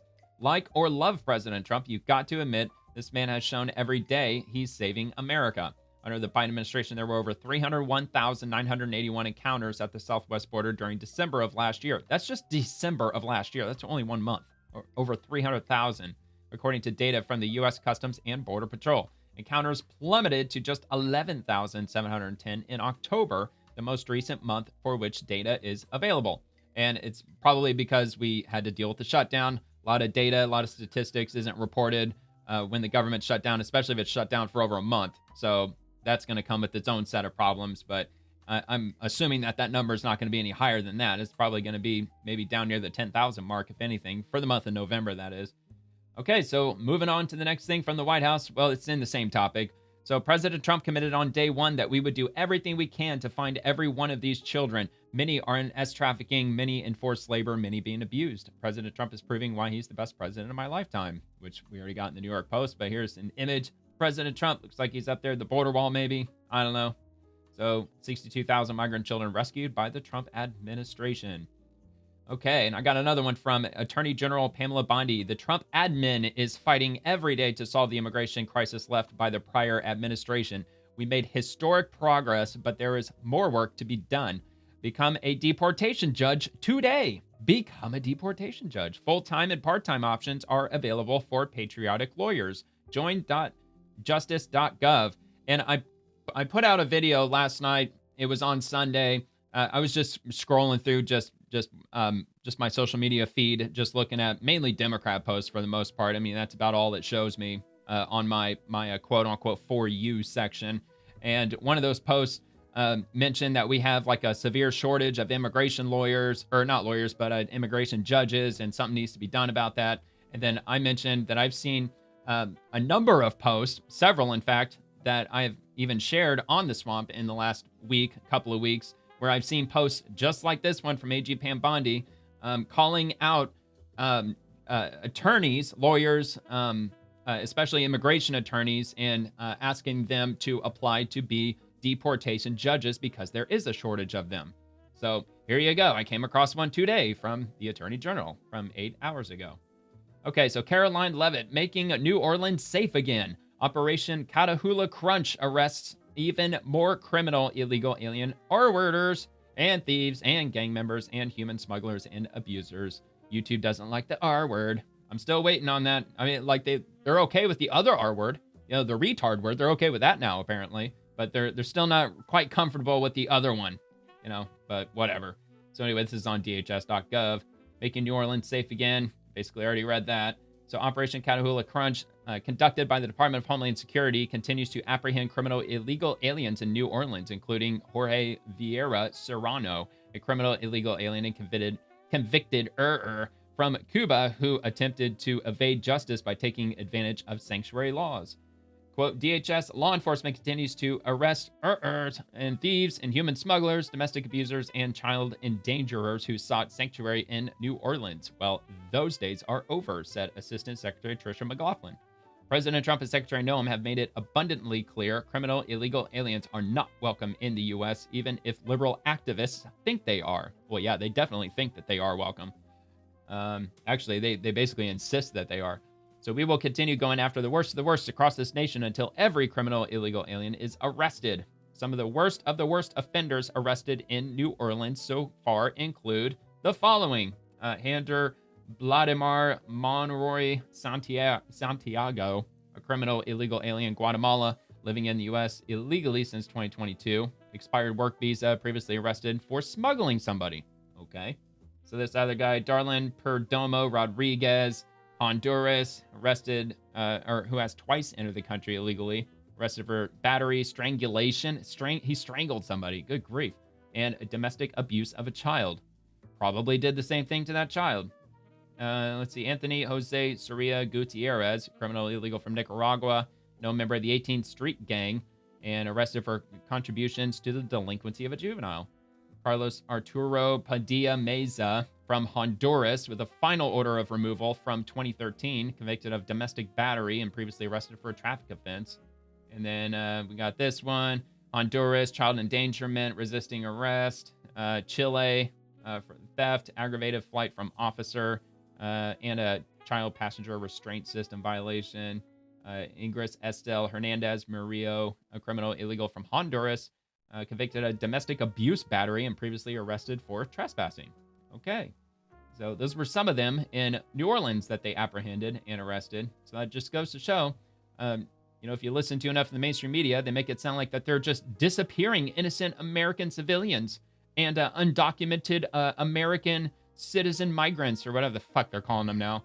But no, that's actually not true. They're actually arresting a whole lot of criminals and a lot of people who are not only here illegally, but they broke the law after they came in here illegally. Even if they didn't do anything after they came in here, they're still here illegally, which by definition still makes them a criminal. So, all right. So anyway, did we get this one? No, not yet. So Senator Jim Banks, Biden let millions of illegal aliens into our country. He allowed violent criminals to terrorize our communities. DHS just launched a database that exposes the worst of these criminals. 120 have been taken off the streets of Indiana. And there is a thread below. And he goes on to say the crimes committed by these 120 illegals should alarm every Hoosier. Over 15 S assaults and child S crimes, over a dozen DUIs and traffic violations from people who shouldn't even be on our roads. 20 plus assaults and batteries, and 20 plus theft related offenses. Let's take a look at a small sampling of these 120 violent criminals. Meet Manuel Garcia from Mexico, arrested in Anderson, Indiana, convicted of and that's him. And so another one, meet Tomas Hernandez Arzuna from Mexico, arrested in Maryville, Indiana, convicted of S assault and strong arm and that's him. And then it just goes on from there. So I won't go through everyone. I'm sure he's probably got like a dozen of them on here. So it just goes, one after the next, after the next. Again, these are all just in Indiana alone. Well over 100 of them. I mean, from Cuba and Mexico again. Okay, so these violent criminals have no business being in Indiana. I will continue to support President Trump, Secretary Noem, and ICE in their efforts to deport all illegal aliens from our country. Find more of the worst, which I do have actually in the next post, which I'll jump straight to. So, Homeland Security, find the worst of the worst removed from your community. With this transparent tool, Americans can see for themselves what public safety threats were lurking in their neighborhoods and communities. So you can have a look at that right here, which I shared this last week on the Swamp. I already covered this website. You know what? Maybe not. I don't think it actually had a search query. I didn't think that the one that I shared last week actually had that ability. So either if they this is the same one. I distinctly remember it being WOW at the end. So worst of the worst, obviously, is what it stands for. So now it actually has a search database that you can actually search for people in here. But when I checked last week, there were something like, 400 or 500 that they had on here in total. Yeah, they've way updated it since then. Holy shit. Yeah, last week, it was like 500 or 600 that they had on this entire database. Now, they have done a big upgrade to this website in the last few days, or at least over the weekend. Okay, so hold on. Let me go back to 821. I just want to get a rough idea as to how many that they've got on here. So 2, 4, 6, 8, 10, 12. All right, so my math is not too good, so I'm just going to do it the easy way. So 12, 822. So roughly almost 10,000. So about 9,800 and maybe 66, however many were on the last page here, 2. Yeah, so 9,866 people are at least on this page of the search database. So that's a lot. It's a lot of criminal, illegal immigrants. And again, that's the worst of the worst. The worst of the worst that they've got. So you can check that out. That'll also be linked, or it's also pretty easy to remember, www.dhs.gov. And rolling on to the next one, RNC research. Democrats have been harboring criminal illegal aliens for years, and now Democrat Rep. Gabe Vasquez wants to grant them amnesty. Vasquez says that includes legal pathways to residency for many folks that are here and that have been here for many years, despite the fact that they're effing criminals. So let's give this a listen on CNN. Well, I think there has to be a foundation for what Democrats stand for as we go into the next election, and that is a pragmatic solution to many of the... No, Democrats stand for illegals and not American citizens. They want to put American citizens last. They definitely want to put the American middle class last, jack up the taxes like crazy, import as many illegals as they possibly can to jump up the numbers of their constituents so they can put extra House seats in. And then, of course, they're going to nuke the filibuster if they get over take over the Senate again, so then they could start railroading tons of Supreme Court justices in. I'm telling you, man, they've got the capability of making it a pretty nightmarish scenario if or when Democrats take over Congress, Oval Office. Immigration issues that we face, including at the border. That includes a strong border. That includes legal pathways to residency. Bullshit. You really believe that from a Democrat? Oh, we totally stand for a strong border. Oh yeah, we love the ironclad border. We love that it's such a strong border. Well, what about when Republicans and Trump supporters, America First, they were all yelling, build the wall, build the wall. You remember how vehemently opposed that Democrats have been against the border? Like, he might be the only Democrat that might actually go on TV to say that, yeah, we stand for a strong border. He's the first Democrat I've probably heard in a decade say that. And work status for many folks that are here and that have been here for many years, and some resolution for dreamers as well. There's so much to be done in this area that we can't just sit back behind and watch this all unfold before our eyes without actually having a plan. And so it starts with a plan, turns into legislation, but we have to get the American people on our side. We can't do that if we don't have a plan. Yeah, well, you're not going to get the American people on your side because at least 76% of America are in favor of mass deportations. And that's just typical of the Democrats. They open up the floodgates, millions and millions come in, and then they're like, okay, we're all about sealing up the border now that we've got tens of millions of illegals here. And they're like, well, they're already here, so, what else are we going to do? Let's just make them all citizens. It won't be too hard. Just snap our fingers and, okay, they're all citizens now. Okay, RNC research. Minneapolis Mayor Jacob Frey says he will not allow police officers to cooperate with ICE to get criminal illegal aliens off the streets. Frey says officers will not coordinate with any federal agency that is doing immigration law enforcement work. Okay, let's hear them out. And the message that we are sending to our Somali community, to our Latino community, to any community that is being targeted, is that we stand with you. Minneapolis is not backing down. Our police officers will not coordinate with any federal agency that is doing immigration law enforcement work. Just like the mayor of Chicago, somebody wants to be president one day. We stand with the community members that make Minneapolis the extraordinary place that it is, and we aren't backing down, and we're rock solid in support of them. Yeah, and you better get down and suck that establishment. All right, whatever. So anyway, U.S. Immigration and Customs Enforcement, Minneapolis. Sahal Osman Shidane, a criminal illegal alien from Somalia, was convicted of sexually abusing a child under 15. See more Operation Metro Surge arrests, dhs.gov/news 2025, December, probably December 8th. Of course, this is in Minnesota, and I didn't even see where the hell that was. Okay, here it is. It's up here on DHS.gov, of course. ICE arrests worst of the worst criminal illegal aliens during Operation Metro Surge in Minneapolis, including pedos and domestic abusers and gang members. The worst of the worst. And today, U.S. Immigration and Customs Enforcement announced they have arrested some of the worst of the worst, which we already saw in the title. It's so annoying when they do that, man. They type out the title and then they put the exact same thing in the first paragraph. It's fucking retarded. I think they do that because these journalists, the people that type up these articles, don't they get paid like 5 cents per word or something? Anyway, sanctuary policies and politicians like Tim Walz and Minneapolis Mayor Jacob Frey allow these pedos, domestic terrorists, and gang members to roam the streets and terrorize Americans, said Homeland Security Assistant Secretary Tricia McLaughlin. Which, by the way, probably journalists are probably not writing these articles, right? Because it's on DHS.gov. So, yeah, I don't know, whatever. So anyway, ICE law enforcement are risking their lives to protect Minnesotans while their own elected officials sit by and do nothing. No matter when and where, ICE will find, arrest, and deport all criminal illegal aliens. Below are some of the worst criminal illegal aliens arrested by ICE since launching Operation Metro Surge on December 1st, 2025. So they are in Minneapolis, they're in Minnesota, and they are rounding them up. And here's some of the ones that they have rounded up in Minnesota so far, despite the fact that the mayor doesn't want to work with ICE or federal agents to try to get the worst criminals in their city out of their city. They don't want anything to do with it. So, yeah, but Democrats are totally about putting Americans first. Yeah, they definitely have Americans' interests at heart and not criminal illegals, even though they're not working with federal authorities to get rid of these illegals who were most likely sprung out of prisons all across Latin America, which did happen under the Biden administration. You know, the likes of Venezuela, probably Colombia, probably Brazil, and all these other countries. They just emptied out all their prisons, completely empty of people, and then they sent them all up toward the United States, just like what Fidel Castro did back in whenever that was, like 1980 or something. All right, so Nick Sordar breaking. ICE is now tracking down and deporting Somali fraudsters in Minnesota, despite objections from Tim Walz. This clown was convicted of welfare fraud years ago and had a final order of removal, but Walz, Governor Tim Walz, was still sheltering him. Bye.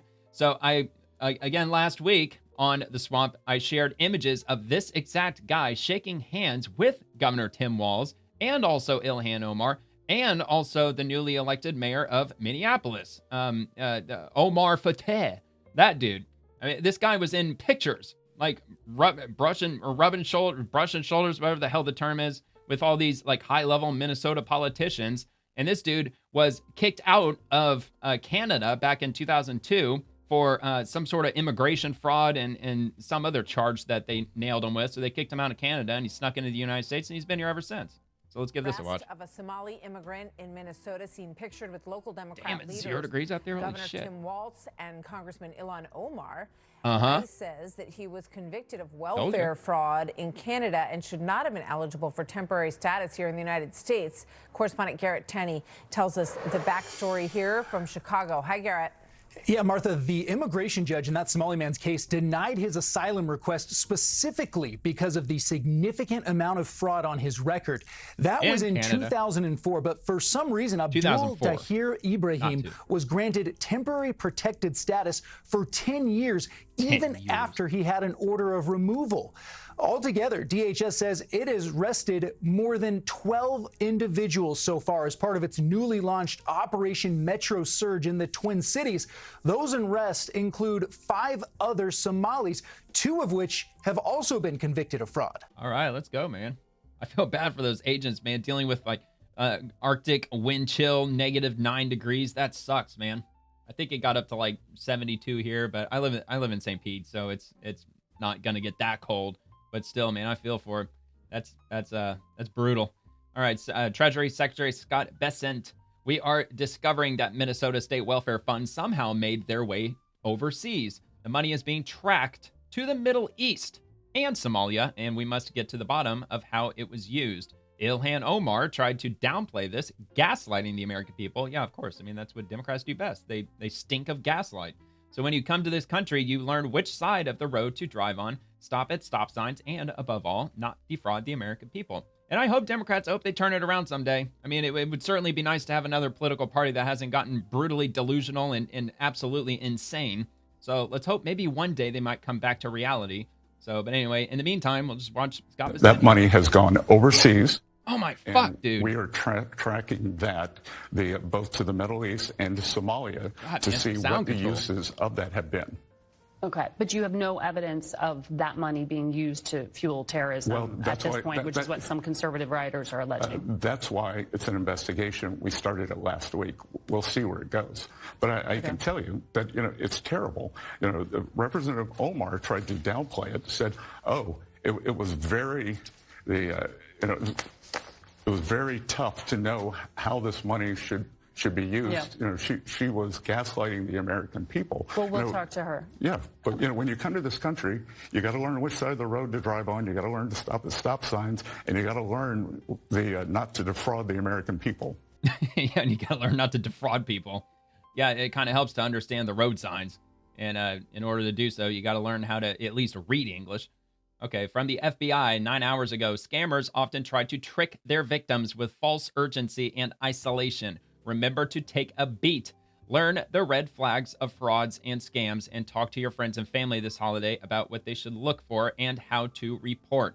Especially your elderly relatives, make sure that, I know there's a lot of strong-headed elders, they don't want, family members to be, like poking and prodding into their finances and things like that, but just always be on the lookout and always know what to look for.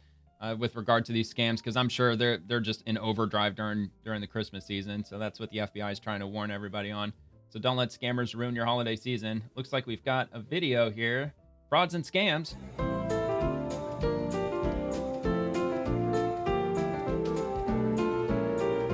Anyone can fall victim to an online scam. My mom almost did, but luckily she got suspicious and wasn't a victim. Scammers can be tricky and intimidating. It's always good to pause and take a beat. Don't be embarrassed to talk about it. And with the rise in scams, we should all be having conversations with our friends and loved ones to keep us all safe. Yep, 100%. Couldn't agree more. I mean, look, I watched a channel called Kit Boga. Maybe somebody watching this might be familiar with his channel. He does scam, like he essentially, like, he trolls the scammers. Most of them are over in India and I think Bangladesh, and he messes with them all the time. So, but yeah, like if somebody calls you and if it doesn't sound right, just get a hold of someone that you trust the most, whether it's a relative or a spouse or whoever it might be, and just let them know like what you just encountered. I mean, if it doesn't sound right, just hang up on them. Just hang up on them and, just deal with it that way.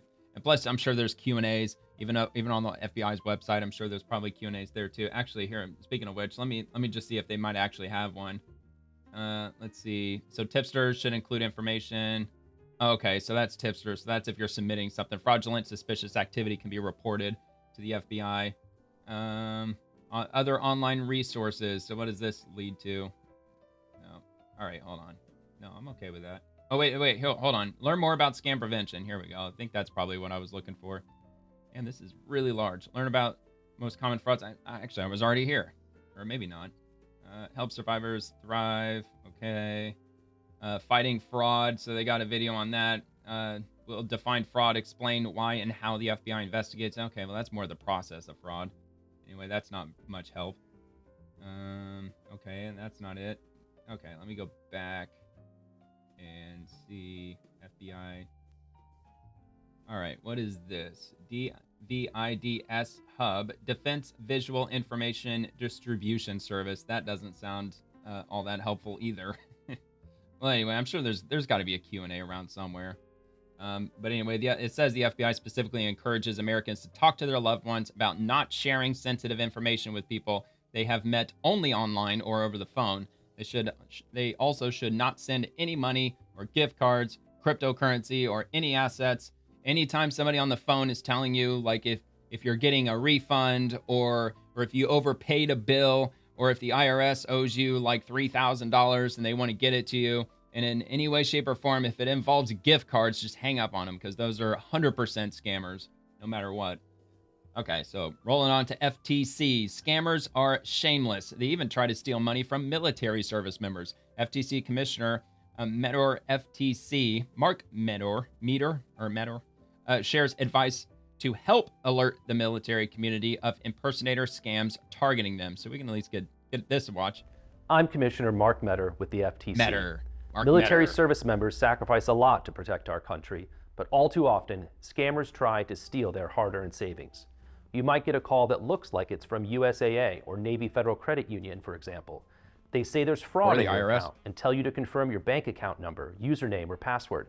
But no real bank or credit union will ever call and ask for that information. Only scammers will.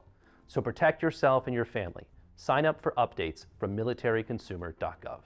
Yep, banks, bank accounts, credit cards, cryptocurrency, gift cards, and anything like that. Yep, they're all scammers. They're all a bunch of scammers.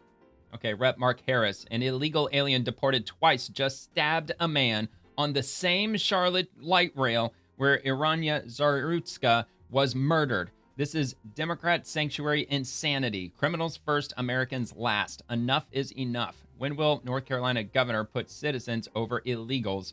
Who is Governor Josh Stein.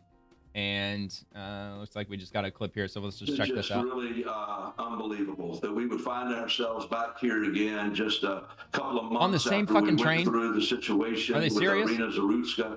And it really is. It's something that grabs our attention and causes us to realize that something has got to be done, and enough is enough. And I think that's really where we find ourselves, especially when you see the backstory to this. Of course, in Irina, we've had the backstory of a person that had been arrested 14 previous times and was walking the streets and able to pull off that crime. And here we find an individual, an illegal alien, here we go that again. has been deported not once, but twice and arrested here in our country. And now he's stabbing Americans. Still, we find our Democrat politicians that are complaining about our law enforcement, like Border Patrol and ICE, who are here to do their jobs. And it's just preposterous. And I'm grateful that there was a good Samaritan that was present in this situation to stand up and really fight. And I'm very grateful for him. Wow, somebody actually stood up to him. Well, good, because you don't hear that too often these days. And I was just about to say, like, if this doesn't make a good case for open and or concealed carry without the government's permission, I don't know what will, because you're sitting on public transit. Somebody pulls out a knife and starts stabbing somebody. It'd sure be nice to have somebody who's concealed carrying be nearby. But I don't know, man. I guess that really, really does depend on which state you're in. If you find yourself in a blue state and you're just like some bystander and you're going to be a hero and you actually just, take out a firearm that you're legally allowed to be carrying and you end up discharging that firearm, you might find yourself in prison. Because that reminds me, back during the COVID era, I believe it was in New York City, somebody was getting carjacked in a parking lot at gunpoint, and he started wrestling with the guy who was pointing the gun at him. He got the gun away from him. He took the gun, and as he was still wrestling with this guy, he shot him, ended up killing him, and the guy who was getting carjacked was charged with murder. And I'm not sure what happened with that case, but that actually happened. He was charged with like second-degree murder, even though it was he who was getting carjacked. And it wasn't even his gun. It was the criminal's gun. It's fucking insane. Okay, so, all right. And thank you. This is from USDOT Rapid Response. Thank you, America Newsroom, for covering the horrific stabbing on the Charlotte light rail. Americans deserve to travel safely, and there must be justice for these crimes. The time to act is now. So I'm not sure if this is this going to be the same. I don't think it is, but if it is, I'll just stop it and move on. Investigators say he forced his way onto the train while drunk. He started a fight with a passenger and then stabbed that passenger with a large knife. That victim is hospitalized and in stable condition. So if this sounds familiar, you are not wrong, because the same thing happened a few months ago in the same city on a train. An attacker stabbing a young woman to death on that commuter train in Charlotte. The suspect identified as a mental patient with more than a dozen prior arrests there. President Trump reacting on Truth Social. He says another stabbing by an illegal migrant in Charlotte, North Carolina. What's going on in Charlotte? Democrats are destroying it like everything else, piece by piece. Oh, yeah, they're not going to do anything in Charlotte. They're just going to try to bury the story.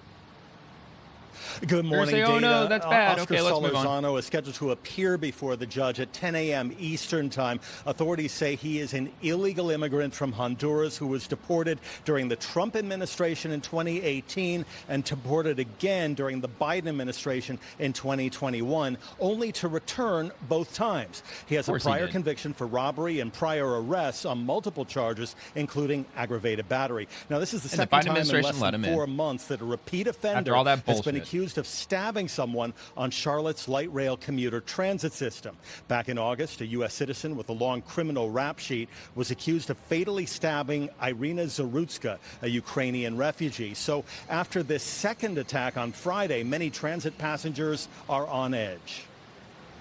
My husband missed that train by, one stop and didn't get on there, and that's crazy. We should not have to feel like we are one stroke of bad luck away from being the next victim.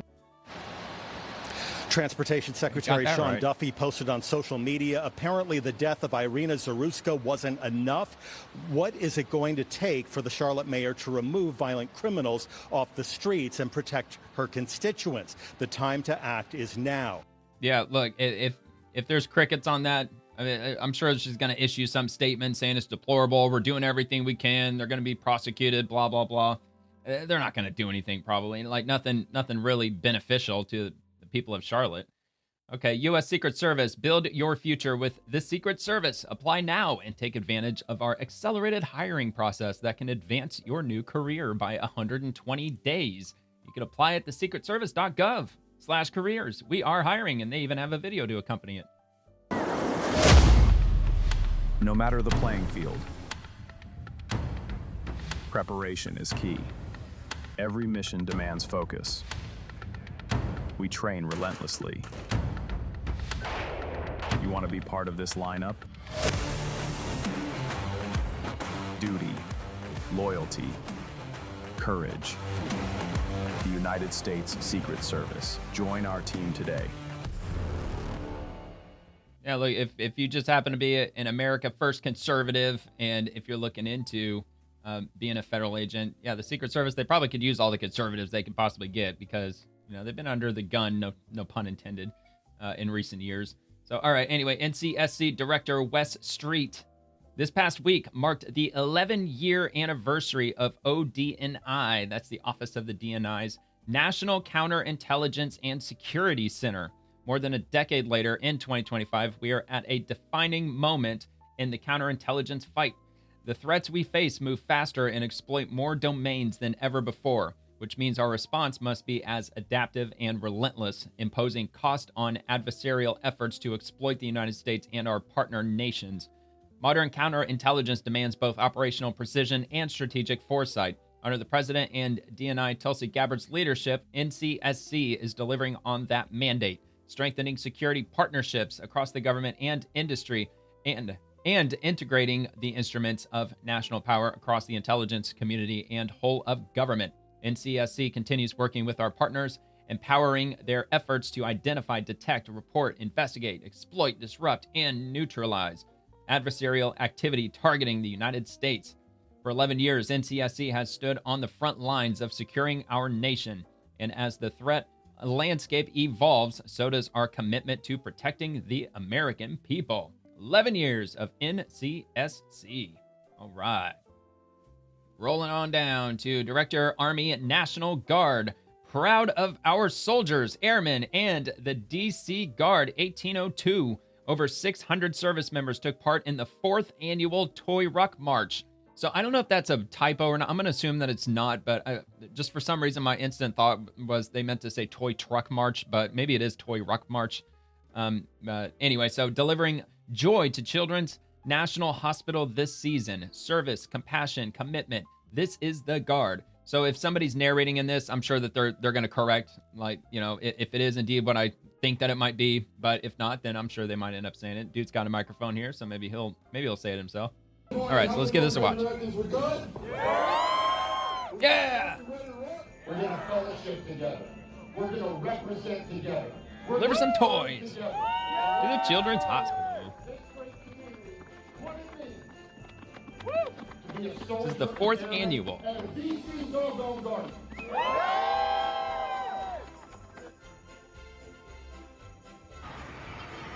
Doing the rock up to the Children's Hospital. It's a great day to Okay, get it back is to rock. service the Okay. community. All right. A great camaraderie with the team, and we're just excited to be out here.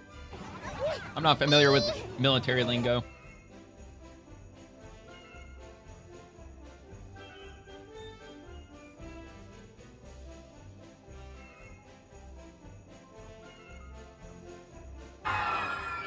What a great morning to support the community and a great cause.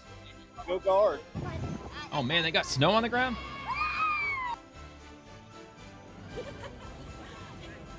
Came together as community, as an Army National Guard, DC National Guard, to come and serve and to provide toys for children at the National Hospital. Cannot be more thrilled to be here and do the rock this morning. Merry Christmas!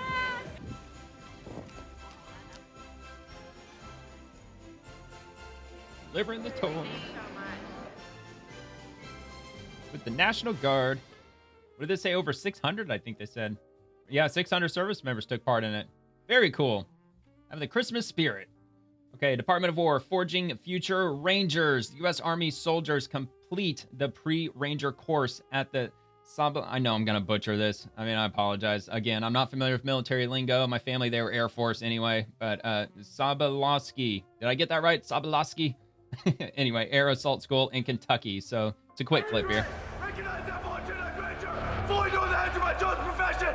I'm always endeavor uphold the prestige, honor, nice, beautiful. Let's go.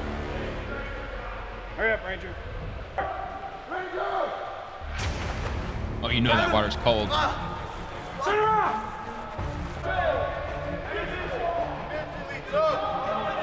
I'll fight with all my might. Surrender's not a Ranger word. Survive. Ranger, lead the way! Man, dude, they don't fuck around, man. Army Rangers. Getting their training on. In some brutally cold water, I imagine. I bet that water is cold.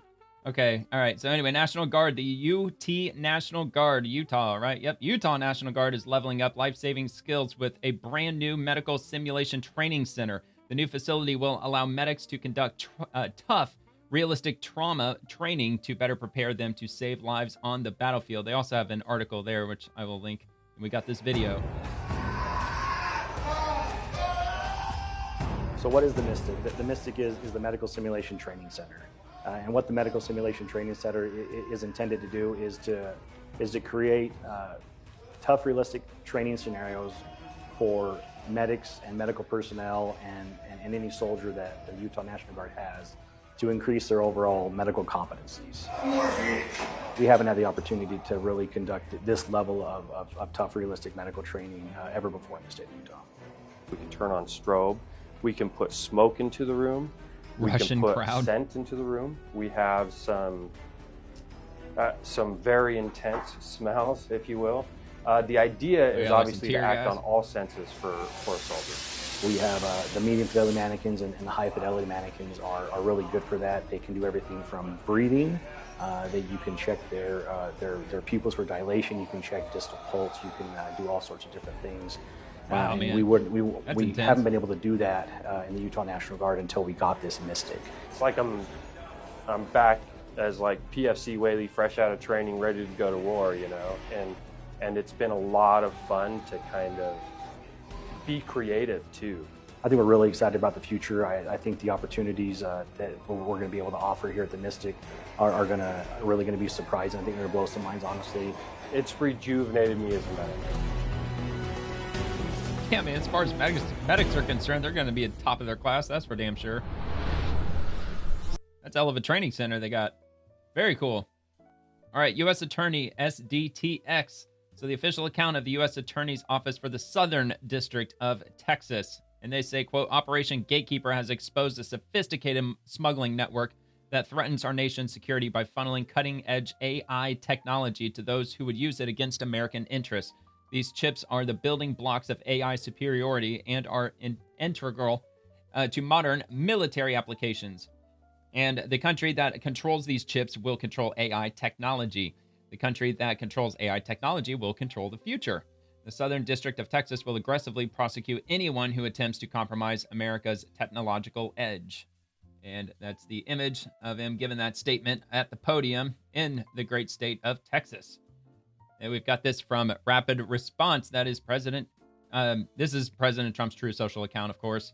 And he says, I have informed President Xi of China that the United States will allow NVIDIA to ship its H200 products to approved customers in China and other countries under conditions that allow for continued strong national security. President Xi responded positively. 25%, $25, 25%, I'm assuming it's 25%, will be paid to the United States of America. I'm sure it's not just 25 bucks. Anyway, this policy will support American jobs, strengthen U.S. manufacturing, and benefit American taxpayers.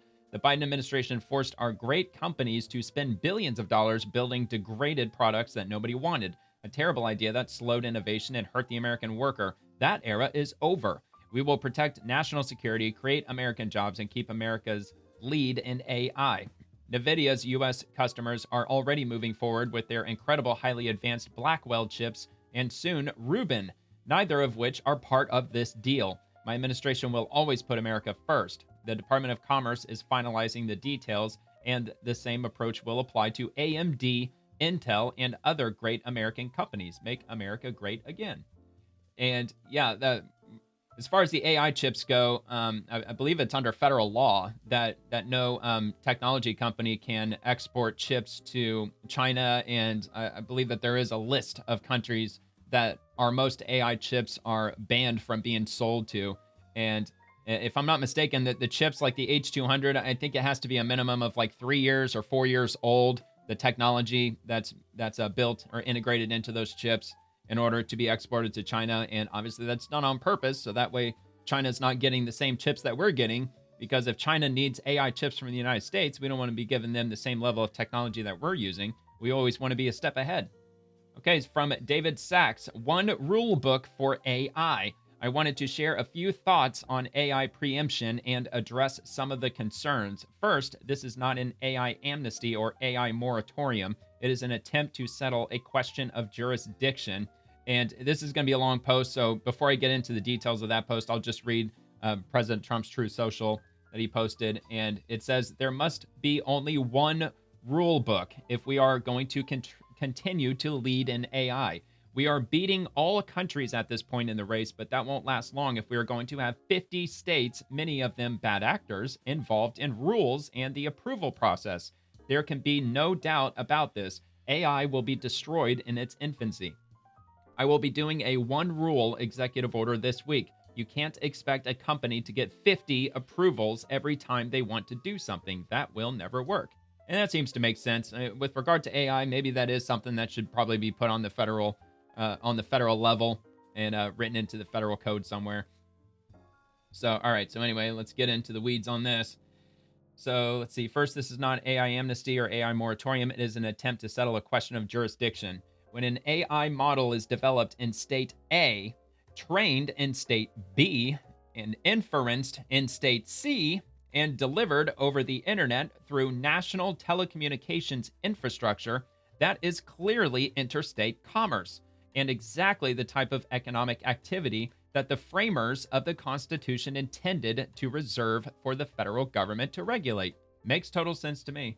In the absence of preemption, 50 different states will assert their jurisdiction, creating a patchwork of 50 different regulatory regimes, often in contradiction with each other.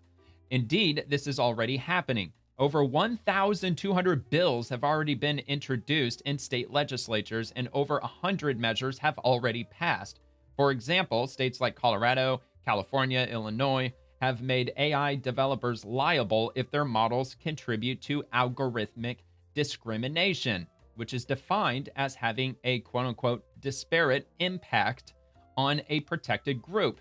Colorado's list of protected groups even includes English language proficiency, so presumably it's against the law for an AI model to criticize illegal aliens. Okay? So this type of ideological meddling is how we ended up with Black George Washington. This can't be allowed. AI models should strive for the truth and be ideologically unbiased. Only a federal framework can achieve this goal. The attempts of red states to protect conservatives from bias and discrimination, a worthy goal, will have limited effectiveness when blue states like California have the most market power and nexus to AI development. At best, we'll end up with 50 different AI models for 50 different states, a regulatory morass worse than Europe. This will stymie innovation, especially by small startups who can't afford the compliance burden. Meanwhile, China will race ahead. We can't afford this. As President Trump truthed today, we need one rule book for AI. But what about the 4 C's? Let me address those concerns. Number 1, child safety. Preemption would not apply to generally applicable state laws. So state laws requiring online platforms to protect children from online predators or sexually explicit material, CSAM, would remain in effect. Number 2, communities. AI preemption would not apply to local infrastructure. That's a separate issue. In short, preemption would not force communities to host data centers that they don't want. Number 3, creators. Copyright law is already federal, so there is no need for preemption here. Questions about how copyright law should be applied to AI are already playing out in the courts. That's where this issue will be decided. And number 4, censorship. As mentioned, the biggest threat of censorship is coming from certain blue states. Red states can't stop this. Only President Trump's leadership at the federal level can. In summary, we've heard the concerns about the 4 C's, and the 4 C's are protected. But there is a 5th C that we all need to care about: competitiveness. If we want America to win the AI race, a confusing patchwork of regulation will not work. As President Trump wrote today, quote, "There must be only one rule book if we're going to continue to lead in AI. We are beating all countries at this point in the race, but that won't last long if we are going to have 50 states, many of them bad actors, involved in rules and the approval process." To this end, President Trump has indicated that he will sign an executive order this week. This order will provide the tools necessary for the federal government to push back against the most onerous and excessive state regulation. At the same time, the administration will continue to work with Congress to define a federal framework that can be enacted through legislation. Thank you to President Trump for his extraordinary vision and leadership on AI and looking out for the interests of the entire country as the framers of the Constitution intended, and as only the President of the United States can do. Yeah, that was a long post. It's one of the longer ones I've read. So, yeah, man, very important. And I think there's definitely merit to that. As far as I know, when it comes to creating AI images, like just down on the user level, whether it's images or if it's videos or if it's AI music, as far as I understand, if it's majority developed by AI, you can't copyright it. It's not allowed to be copyrighted, even if it's music, unless you I guess in one way or another, if you could prove that the majority of the work that went into it was just your work exclusively. So, but anyway, that's probably still playing out at the courts at this point. Okay, so from DOJ Civil Rights Division 5 hours ago, that was at 4:17 p.m. as of this recording, Justice Department sues Loudoun County for violating equal protection of Christian students. Quote, "Students do not shed their First Amendment rights at the schoolhouse gate," said AAG Harmeet Dillon. Loudoun County's decision to advance and promote gender ideology tramples on the rights of religious students who cannot embrace ideas that deny biological reality. And this is going to be an article on justice.gov. And okay, yeah, so that's the same quote that I already read. Again, that's from Assistant Attorney General Harmeet K. Dillon, Civil Rights Division, which was from today. And let me see where that went. Okay, here it is. I don't know why they pop up in random spots on my tab. I don't know why it does that. It's frustrating. All right, Justice Department sues Loudoun County for violating equal protection of Christian students. The Justice Department announced today that it filed legal action against the Loudoun County, Virginia School Board, Loudoun County, for its denial of equal protection based on religion. The suit alleges that Loudoun County applied policy 8040, which requires students and faculty to accept and promote gender ideology, to 2 Christian male students in violation of the Equal Protection Clause of the 14th Amendment to the U.S. Constitution. Students do not shed their First Amendment rights. Okay, we got that. So policy 8040 requires all students, regardless of their religious beliefs, to adopt the Loudoun County School Board's understanding of gender identity, including its practical application that affects all students' use of intimate spaces such as bathrooms and changing facilities. At Stonebridge High School, a female student took advantage of this policy, entered the boys' locker room, and recorded audio and video of the boys in that locker room. Oh yeah, that's not good. Several boys spoke out about this incident, including 2 Christian male students whose religious beliefs required them to use biologically accurate pronouns and use sex-segregated facilities. Yeah, because in Christianity, you can't lie. You can't do that. So Loudoun County determined that these Christian male students' religious practice violated school policy, recasting constitutionally protected activity as sex-based discrimination and sexual harassment. As punishment, Loudoun County suspended the boys for 10 days and ordered them to submit to a comprehensive student support plan that further violates the boys' right to free exercise of religion at school. This is insane. The department's motion to intervene in Southwest et al. V. Loudoun County School Board is pending before the U.S. District Court for the Eastern District of Virginia. Yeah, dude, they're gonna lose. They're gonna lose their asses off because, yeah, that is protected, under the First Amendment. Because, yeah, I mean, Christians can't lie. You just can't do it. It's just a no-go. It's a non-starter. All right, so Senate Democrats abandoned long-standing Senate tradition and have tried to delay every single one of the president's nominees, even the most highly qualified, bipartisan, and uncontroversial ones. Despite this, Senate Republicans are well on their way to confirming more than 400 of the president's civilian nominees. And then moving to Senator John Barrasso. Obamacare continues to fail the American people. I want Americans to get the care they need from a doctor they choose at lower costs. Obamacare has made that impossible. Dems realized the failures and have been propping it up by sending checks directly to insurance companies. Let's get to Republicans. This is a long one, 6 minutes. Probably just play a few minutes of it and move on. I think I am getting a little bit, I'm getting close to 2 hours already at this point, but we'll see where it goes. John Barrasso of the great state of Wyoming, Senate Majority Whip and member of the Foreign Relations and Finance Committees. Great to have you on the program today. I want to talk about what's at stake with what's happening in Minnesota. You've got a former vice presidential candidate who's being looked at this, the governor of that state, Tim Walz, and you've got Congresswoman Ilhan Omar and others being looked at. What's at stake here? Well, the fraud and corruption in Minnesota, and especially among those elected officials, is staggering. And as you said on Friday, over $1 billion that we know it's just the tip of the iceberg that we're seeing right now. What we're seeing is something that's criminal, it is massive, and it is sleazy. And it looks to me that the officials in Minnesota were well aware of it. Oh, yeah. Right, goes all the way up to the top. They looked the other way because they needed the votes of a certain community there. It does look like it involved the governor, who's a Democrat, who was the nominee for vice president of the United States. And it also looks like money is being funneled not just to criminals, but also overseas and possibly also to terrorist organizations. And what's making this so sleazy is so much of this money, they did it under the guise of trying to help children and children with autism. For like autism. They didn't care at all about that. They just wanted more names to put under more fraudulent documents. And then the people in Minnesota, it looks like, rubber stamped it. The money started to flow, and they never looked back. This was set up to defraud. Right, and the federal government, they've already issued issued orders to preserve evidence. And there's already talks that officials in Minnesota, that they've already been destroying evidence for this exact situation, trying to cover up or actually effectively eliminate any evidence that there was any fraud in the first place. American taxpayers. And so what do you think they're going to do? You think they're going to continue burning up the evidence? Probably. Who need to be held accountable for what I believe is criminal behavior.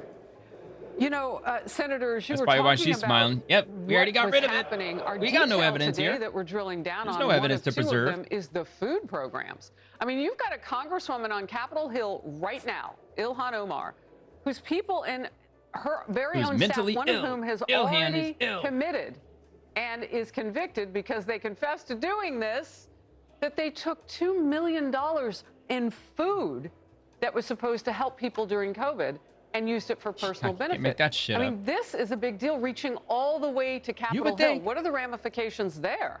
You think prison? Well, there needs to be legal proceedings. You got to go after these people who I think intentionally refused to follow the law, and the officials in Minnesota really didn't go ahead and try to enforce the law. And we've seen this also in Medicaid there in Minnesota with fraud there. We've seen it with the food programs.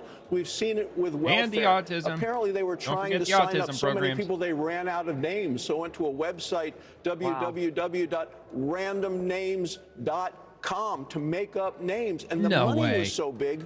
We understand that they really did that. that. BMWs, Mercedes-Benz. Some of it even went to buy real estate overseas. But it does look to me, Harris, and I think you had Kim Strassel on last week, So many of these government programs are just set up to be taken advantage of, and the Democrats seem to want to do that. Fraud. They don't look for accountability. We're seeing it right now with Obamacare and what the Democrats are trying to do with these additional Biden bonus COVID subsidies. And as the Wall Street Journal pointed out today, you know, Obamacare is a mecca for fraud. Well, yeah, and like, I know I keep saying autism over and over, but they created these autism clinics in Minnesota that there were Somali children that were being taken to these autism clinics to get diagnosed with autism when virtually none of them ever had autism. They were just getting diagnosed so they could file claims to get put on, I don't know what it was, like a disability or just apply for government benefits in general that would benefit children having autism when they didn't have autism. So that was yet another thing that they got caught up in doing. Okay, so U.S. Department of Education, future college students deserve a clear picture of their financial future. That's why we are making public earnings data more accessible in the FAFSA, so students and families can make data-driven decisions before taking on extreme debt. Let's check this out. Oh, no, this is just basically just a GIF. All right, so school earnings and your options. Students graduating from some of the schools you've selected don't always earn more money than people with only a high school diploma. You know, you think that would be kind of important. Like there's some like Ivy League level universities that charge like $250,000 to get a bachelor's degree in those universities in social work as one of those careers that you can get at these Ivy League universities. And the average social worker, I've looked up that statistic a couple of weeks ago on the Swamp, and they start out at like $40,000 a year. And on the high end, they make like $60K in major cities. And someone who's $300,000 in student debt, only making $50,000 a year, doesn't really seem to make a lot of sense. So I think this is an incredible thing that they're doing. They should have been doing this for decades. And this is something that, I mean, school counselors, the same with the university system. I mean, they should be investigated for doing stuff like that by charging hundreds of thousands of dollars in tuition and room and board and books and all that stuff. When they're handing out degrees where they know damn well, just like anybody else knows, that those degrees that they're handing out are going to be used for jobs that aren't going to be paying any more than like $40K or $50,000 a year. I mean, it should really be criminal, really. But I guess people might push back and say, well, technically not, because these students who are going, they are adults, so they're allowed to sign for themselves. They should know what they're getting into, even though, you know, in the 21st century, they sure as hell don't. At least most of them don't. They're just like, yay, college. So anyway, U.S. Department of Education launches new earnings indicator to support students and families in making informed college decisions. So today, the U.S. Department of Education, the department, launched a new earnings indicator to complement the free application for federal student aid, FAFSA, process. Drawn from existing department data, the new earnings indicator provides students and their families with clear, easy-to-understand information about a school's post-graduation earnings. As part of the FAFSA application, prospective students send their personal data to institutions they have expressed interest in attending. Once the form is complete, the FAFSA will present key financial data for each selected institution. If the institution's average earnings are below the average high school graduate, the form will generate a quote-unquote lower earnings disclosure. I think that's a great idea. This information will help prospective students and families better navigate their post-secondary application journey. More than half of all Americans now say a college degree is not worth the price, and total outstanding student loan debt is approaching $1.7 trillion. Families deserve a clearer picture of how post-secondary education connects to real-world earnings, and this new indicator will provide that transparency, said U.S. Secretary of Education Linda McMahon. Not only will this new FAFSA feature make public earnings data more accessible, but it will empower prospective students to make data-driven decisions before they are saddled with debt. More than 2% of undergraduate students nationwide attend an institution where graduates earn less than a high school completer on average. These same institutions receive upwards of $2 billion in federal student aid annually. The earnings indicator is part of the department's broader strategy to enhance transparency in higher education and ensure students and their families have access to actionable information about post-secondary outcomes and value. Key features will include greater transparency. Students and families can identify which schools graduates have lower typical earnings compared with high school graduates, helping them understand the financial implications of their college choice. Publicly available data. The indicator uses publicly available data to highlight earnings outcomes at a critical moment in the college decision-making process. Students can further explore program-level results using the college scorecard at collegescorecard.ed.gov, and providing more support to students. High school counselors, college access professionals, and other student support entities can use the information as a tool to guide students in making informed long-term decisions about their education and career. So, all right, so let's see. To support informed decision-making, the data used for the new earnings indicator are now posted on the FSA data center.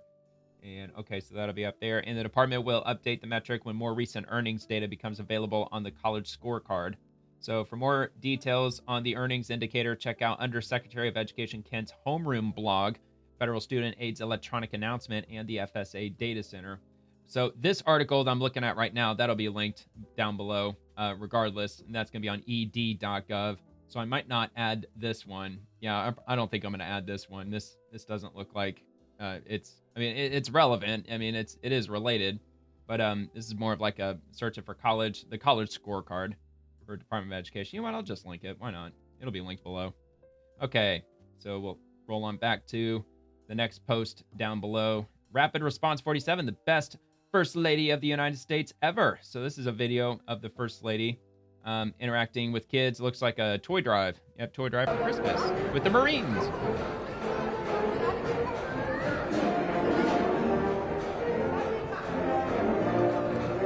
Oh, there's Santa.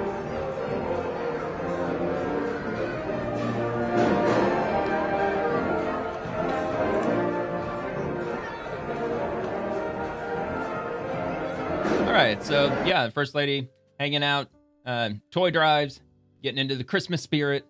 Okay, Rapid Response 47, the president, quote, "I'm delighted to announce this afternoon that the United States will be taking a small portion of the hundreds of billions of dollars we received in tariffs. We're going to use that money to provide $12 billion in economic assistance to American farmers." So that one, I think I might just skip this one because we already went over that earlier, the $12 billion. I believe that we actually probably got his exact statement on that. So this is the statement from Secretary Rollins. I don't know if we actually heard her at the beginning of the video, but it's only 43 seconds, so I'll just play this out real As quick. the president said, we are very pleased to announce that today we are going to be effectuating an $11 billion bridge payment to our farmers. The money will move by February 28th of 2026, but by the end of this month, so just in the next couple of weeks, every farmer that is able to apply for it will know exactly what that number looks like. So as you are going to your lender, as you are working to ensure and understanding what you can plant for next year, you will have that number in hand. And we will continue to talk to our farmers, continue to understand exactly what this looks like and what is necessary. Okay, well, I'm glad I played that because I don't believe that was included in the video earlier. Okay, so... all right, so we already got through that one. That was already linked up above. Okay, so from Senator Deb Fischer, today's farm assistance package is welcome news as we work to get the farm economy back on track. I applaud President Trump and Secretary Rollins for stepping up to ensure that America's AG producers, agriculture, I'm assuming, have the support they need to feed and fuel our world. I look forward to continuing to partner with the administration to expand trade opportunities that will create strong markets for Nebraska's agricultural products. And moving to U.S. Department of Labor, we'll always fight to keep the hardworking men and women of our nation safe. That's why we're taking action to ensure America's miners have the resources they need to thrive and stay safe on the job. And the U.S. Department of Labor announces $10.5 million in grants to strengthen mine safety training. So that's happening. And Caroline Levitt, this is the result of President Trump's America First economic policies coming to fruition. U.S. Steel plans to restart one blast furnace, which will hire 400 workers. And that's on the St. Louis Post-Dispatch. A mill to resume making steel. U.S. Steel plans to restart one blast furnace and hire 400 workers. So that's good news. Starting to manufacture steel again. And from Lee Zeldin just 3 hours ago from the National Energy Dominance Council in EDC to the Make America Healthy Again Commission and more. President Trump's work this year, bringing agencies together to closely collaborate like never before, should be a model that continues for decades and generations to come. The president's cabinet loves working with each other and working with him, VP Vance, and the best White House staff ever to make America great again. We need to ramp up baseload power. Now, President Trump has done so much so well this year. One of them is bringing together all sorts of different agencies that have different equities and jurisdiction as it relates to unleashing energy dominance. And bringing together the Secretary of Interior, Doug Burgum, Chris Wright, the Secretary of Energy, myself, Howard Lutnick, often meeting with us as a group, and forming the National Energy Dominance Council. We work with each other closely rather than being siloed off, in our own offices, our own agencies. So that collaboration is something that I hope will be around for many decades and generations to come. President Trump bringing us together to unleash more baseload power in this country is something that should have started earlier. And it's something that, by the way, when we sit down with President Trump, I mean, he's asking about individual new pipeline projects across America, from Alaska to the Northeast to the Southwest. He wants to know where the new nuclear plants are being built. He wants to know about the coal plants. Yeah, man, it needs to go up quickly. And these aren't general conversations. The AI race ain't slowing down. And they don't just come up because we'll bring them up on his initiative. He often, I would say almost always, that I'm engaged with the president directly. He's asking about specific projects and also making sure that the stuff is getting approved at Trump speed. Yeah, I mean, like AI, it's going to be at a fast pace, and I'm sure it's going to probably be exponential, at least in the coming years. And energy production has to outpace that, because if it starts tapping into the electricity that we use, the American people, then our electricity is going to go up. So I'm sure President Trump is probably trying to stay on top of our energy sector to make sure that it is outpacing our AI innovation and development. Okay, rapid response 47. For months, the fake news has been wish-casting massive price hikes that simply haven't materialized. Just wait in June, a matter of time in August, only so long today. In reality, Americans are earning back purchasing power they lost under Biden, and inflation is right on track. Where's the inflation from tariffs? Just wait, economists say. It's only a matter of time until Americans pay for Trump's tariffs. Tariffs are expected to start showing up more in consumer prices as holiday shopping season starts. Only so long before Trump's tariff costs hits consumers, businesses warn. Yep, we keep hearing about it, but I'm not really seeing a whole lot.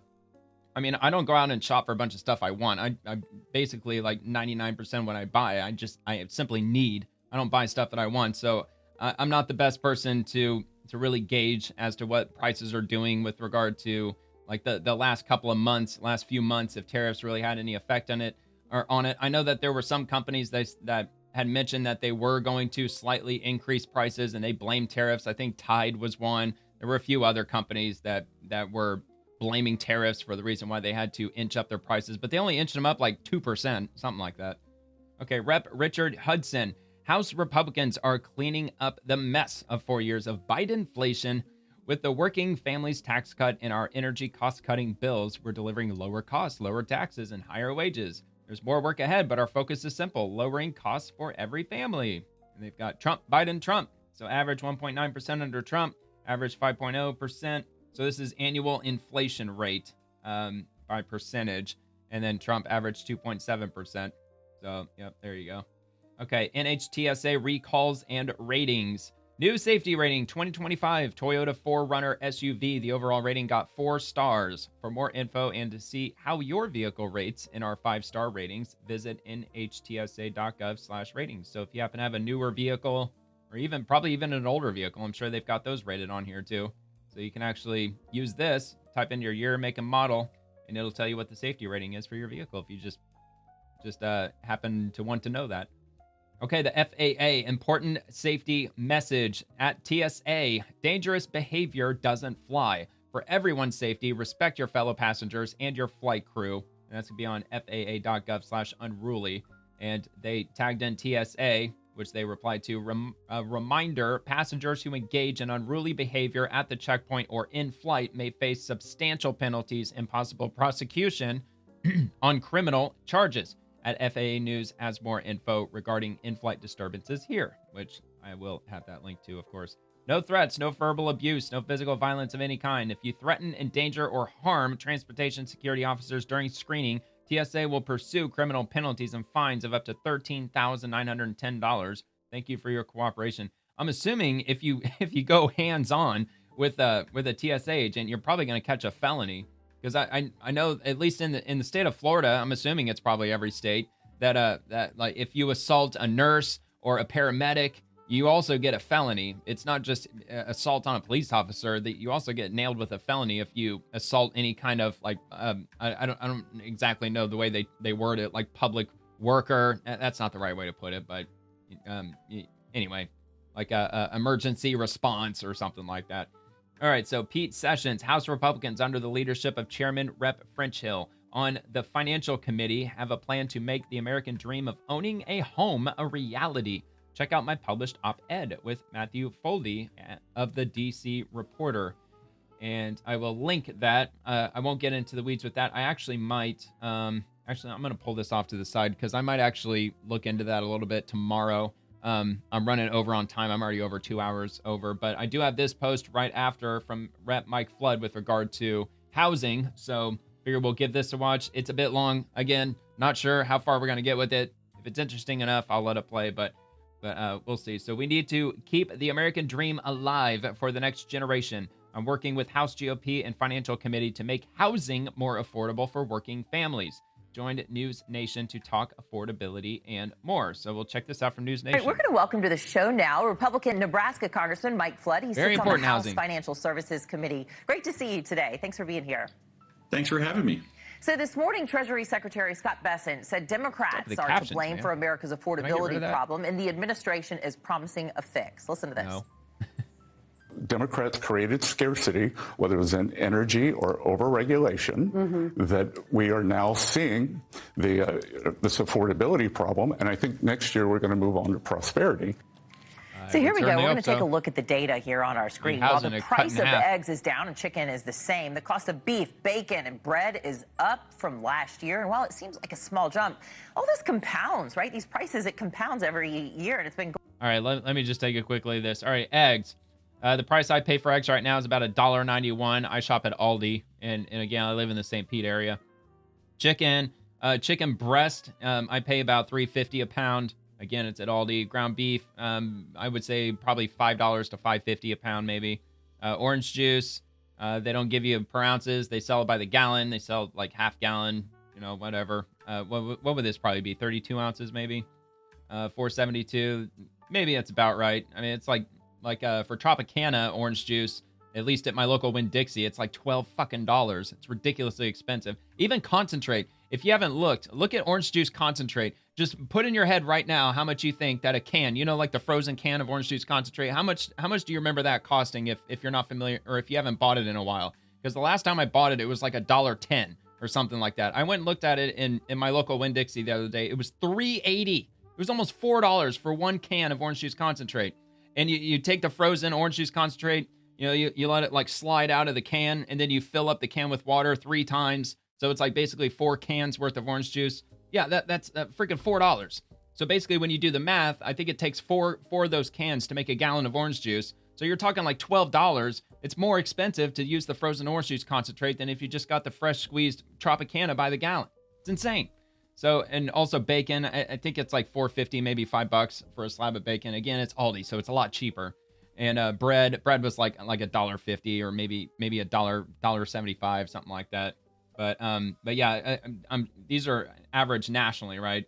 National average, which, blue states, major cities, of course, it's going to cost a lot more. So I'm sure averaging out to this, it's still quite a bit higher. I mean, bread, $3. They wasn't $3 pre-COVID. Orange juice wasn't pushing $5 pre-COVID. So anyway, all right. Definitely year. Eggs, dude. Eggs were like, what, $1.20? Costs. But right now, Americans are feeling the pain in these high prices. So when can people expect to see this relief? Well, the president is going to make his case this week, and we've been working to codify his efforts in Washington. But most notably, I'm working on affordable housing. From 2010 to 2022, home prices rose 74%. We're working right now with Democrats to... No, dude, fuck 2010, dude. What about since 2020? I mean, houses, they increased like 50%. Just since COVID started. Urgently get housing reform to the floor to let cities use the federal resources far easier than they are right now under all of the hurdles that have been put in front of them. And so every section of our economy, we're working on this. Like, for instance, energy, you brought that up. We've gone in so deep into wind and solar. You're seeing increases as coal plants have been shuttered.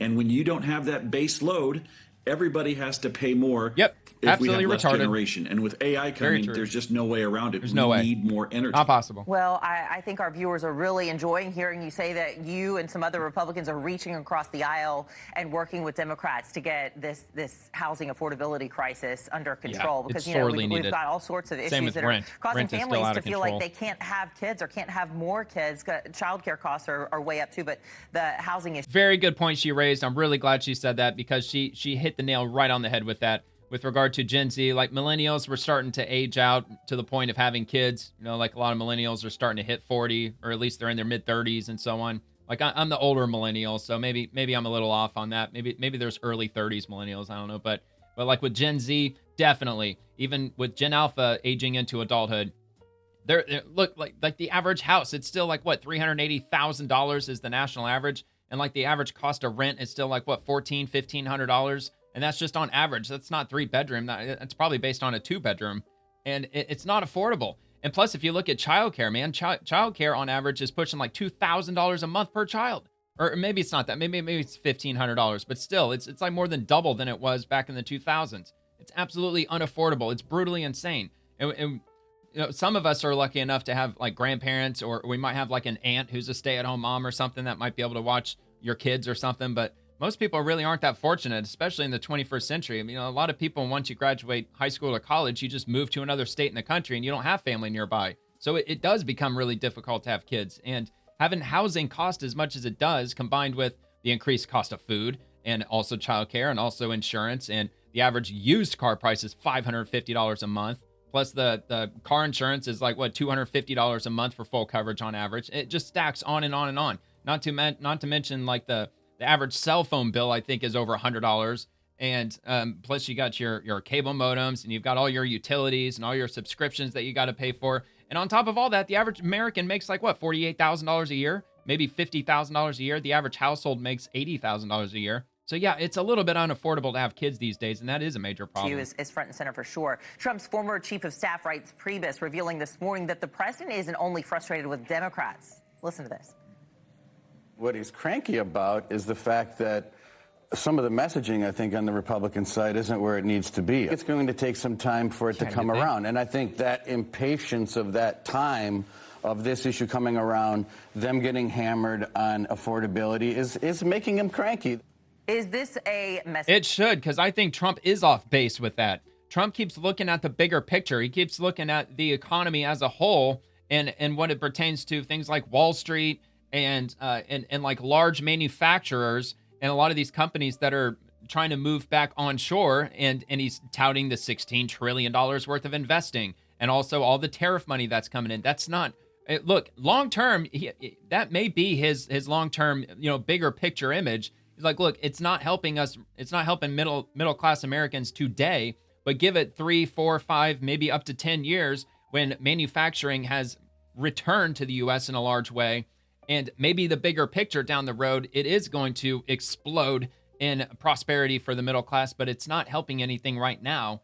And even with all of that happening, all that bigger picture stuff that's happening, how is what's going to be solved with the housing market? How are we going to build more houses, and how are we going to build them so they're sturdy? Because like all these new homes that are going up, they're built so incredibly shittily, where if you get like a strong windstorm and only the frame is up, I've seen a couple of videos where like houses were blown over that were not finished with construction because they got some like 50-mile-an-hour winds that swept in with a cold front somewhere out in the plain states. And, that's a problem in and of itself. They're not building houses out of cinder block and brick anymore. It's just out of this cheap, crappy material, and they're still charging $400,000, $500,000, $600,000 for these houses. It's a fucking problem, ridiculous. As Reince Priebus says, or is it a platform problem and a policy problem?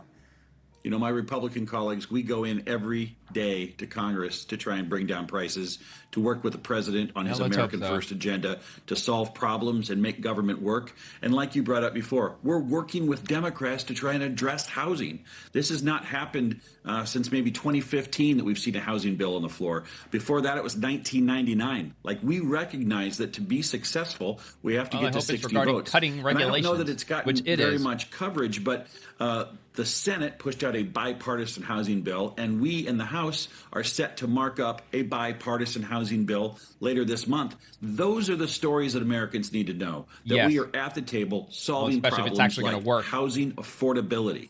When you say that at the Rotary Club or at the coffee shop, everybody wants to weigh in because their kids no longer can get a house. No, they can't. And if the conversation doesn't involve the average house getting down to, like, I don't know, $210,000 or maybe $200,000 even on average nationwide, then there's really no conversation to be had. Like, if he's talking like housing's going to drop from like $385,000 on average down to like $320,000, that ain't good enough.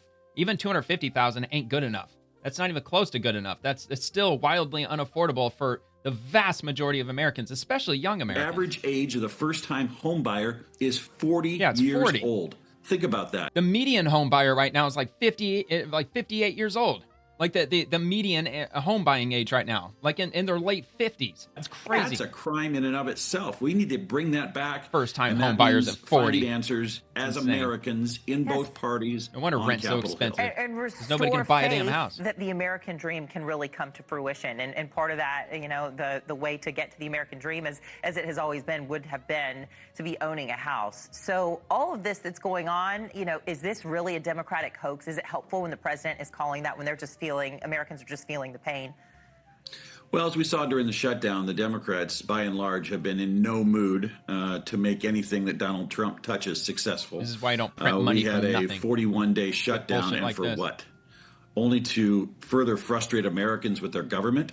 They had their day. They did their thing. Now let's get back to work. Listen, we passed 3 of the 12 appropriations bills in that continuing resolution. For power. We've got 9 they more to go. They put their party over country before at this January point. 30th. They're full on communists now. I'd love to see, I don't know, maybe the interior bill, maybe the transportation, housing, urban development, the national security bills. If we could do those 3 appropriations bills before Christmas, it would, I think, bring everybody's spirits up that, hey, we've just got 6 more to go, and we can get we can get a budget done for the first time since 2018 by January 30th. That would be the best start to 2026 I can think of. Yeah, and figuring out what to do about these Affordable Care Act subsidies that are about to expire, because that's going to just be heartbreaking for a lot of people who are trying to figure out how to make ends meet. And Democrats and Republicans don't either. A lot of people don't seem that be coming forward with a plan that's actually digging themselves feasible. into debt without we got to switch gears. Let's turn to Venezuela now. Secretary of War Pete Hegseth. All right. Now let's not switch gears. All right, that's good enough. That's all I was concerned with, is the whole housing thing. All right, moving on to U.S. Copyright Office. Pre-1870, U.S. copyright records are housed at the Library of Congress, and you can help make them more accessible as a by-the-people transcription volunteer. Learn more in the library's blog, Putting the American Revolution in Context Through Transcription. So if you want to do your part with the Library of Congress, make a dent in trying to get it transcribed, the U.S. copyright records from before 1870. That sounds really interesting. So they're looking for people to volunteer. So that'll be on blogs.loc.gov. And it's also, if you want to go to Copyright Office on the X platform, they posted that at 10 o'clock this morning. But also there's going to be a link below in the description to that too. All right, U.S. Census Bureau. In 2025, the estimated median age at first marriage increased to 30.8 years old for men and 28.4 years old for women, up from ages 23.5 and 21.1 respectively in 1975. Absolutely wild. I mean, not that men are really getting married anymore. I mean, you got to just look at David's Bridal, went out of business. I mean, that was like the largest marriage retail chain in the country. They don't even exist anymore. So anyway, census.gov. So if you want to take a look at that. And NASA, this blew my mind. Snap, crackle, boom. Our Perseverance Mars rover recorded a long-suspected phenomenon, electrical sparks and mini-sonic booms created by dust devils on Mars. Learn more about this discovery and what it means for our understanding of the red planet. So apparently dust devils, they create lightning. And that's absolutely mind-blowing. I would have never have guessed that. So here's a frame by frame of a dust devil, which the first one, when it pops in, when it's close, when it starts over again, you'll see it flat, like right there. I mean, it looks like that might have been a spark. I'm assuming, because it's brightly lit. So, and the next frame, it shows it, a lot darker, even though it's farther away. So yeah, man, I guess dust devils, I guess they're sparking static electricity, I'm assuming. Well, that's pretty cool. All right, and this is USGS, United States Geological Survey, volcanoes. In case you ever wondered what it would be like to be engulfed in a lava fountain, this video was recorded by the V3 camera located on the south rim of Halema Umayu crater at the summit of Kilauea volcano on the island of Hawaii. The camera, located in a hazardous closed area of Hawaii Volcanoes National Park, was buried by tephra from an inclined lava fountain between 9:55 and 9:57 a.m. HST on December 6th during episode 38 that began this morning at 8:45 a.m. RIP V3 camera. So let's take a look at this. And this is probably going to be wild. I doubt there's sound. No, there doesn't appear to be any sound. So let me just move on forward a little bit. And okay, so yeah, it's obviously getting closer and closer.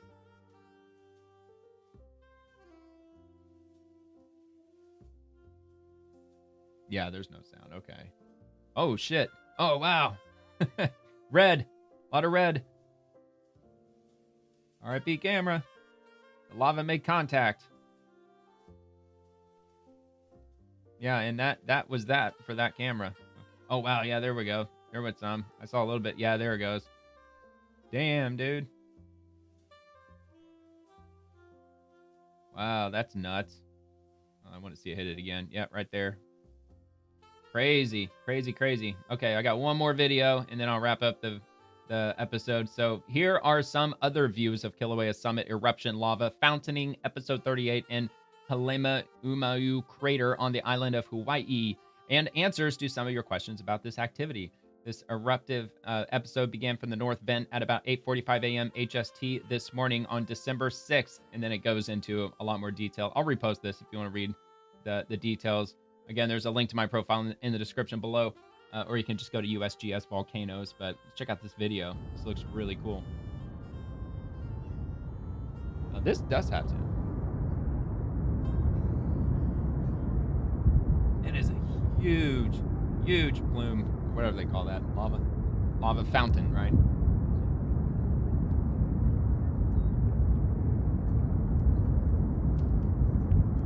Good grief, man, that's like hundreds of feet up.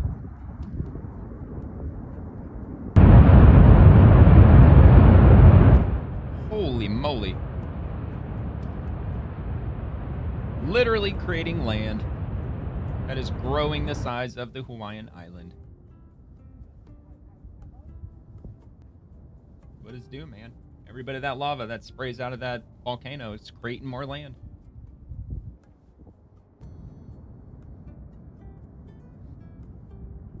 All part of the natural atmospheric process.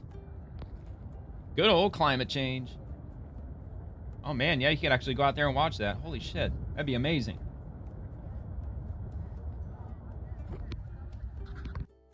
Wow, man, that's really cool. That is absolutely wild, man.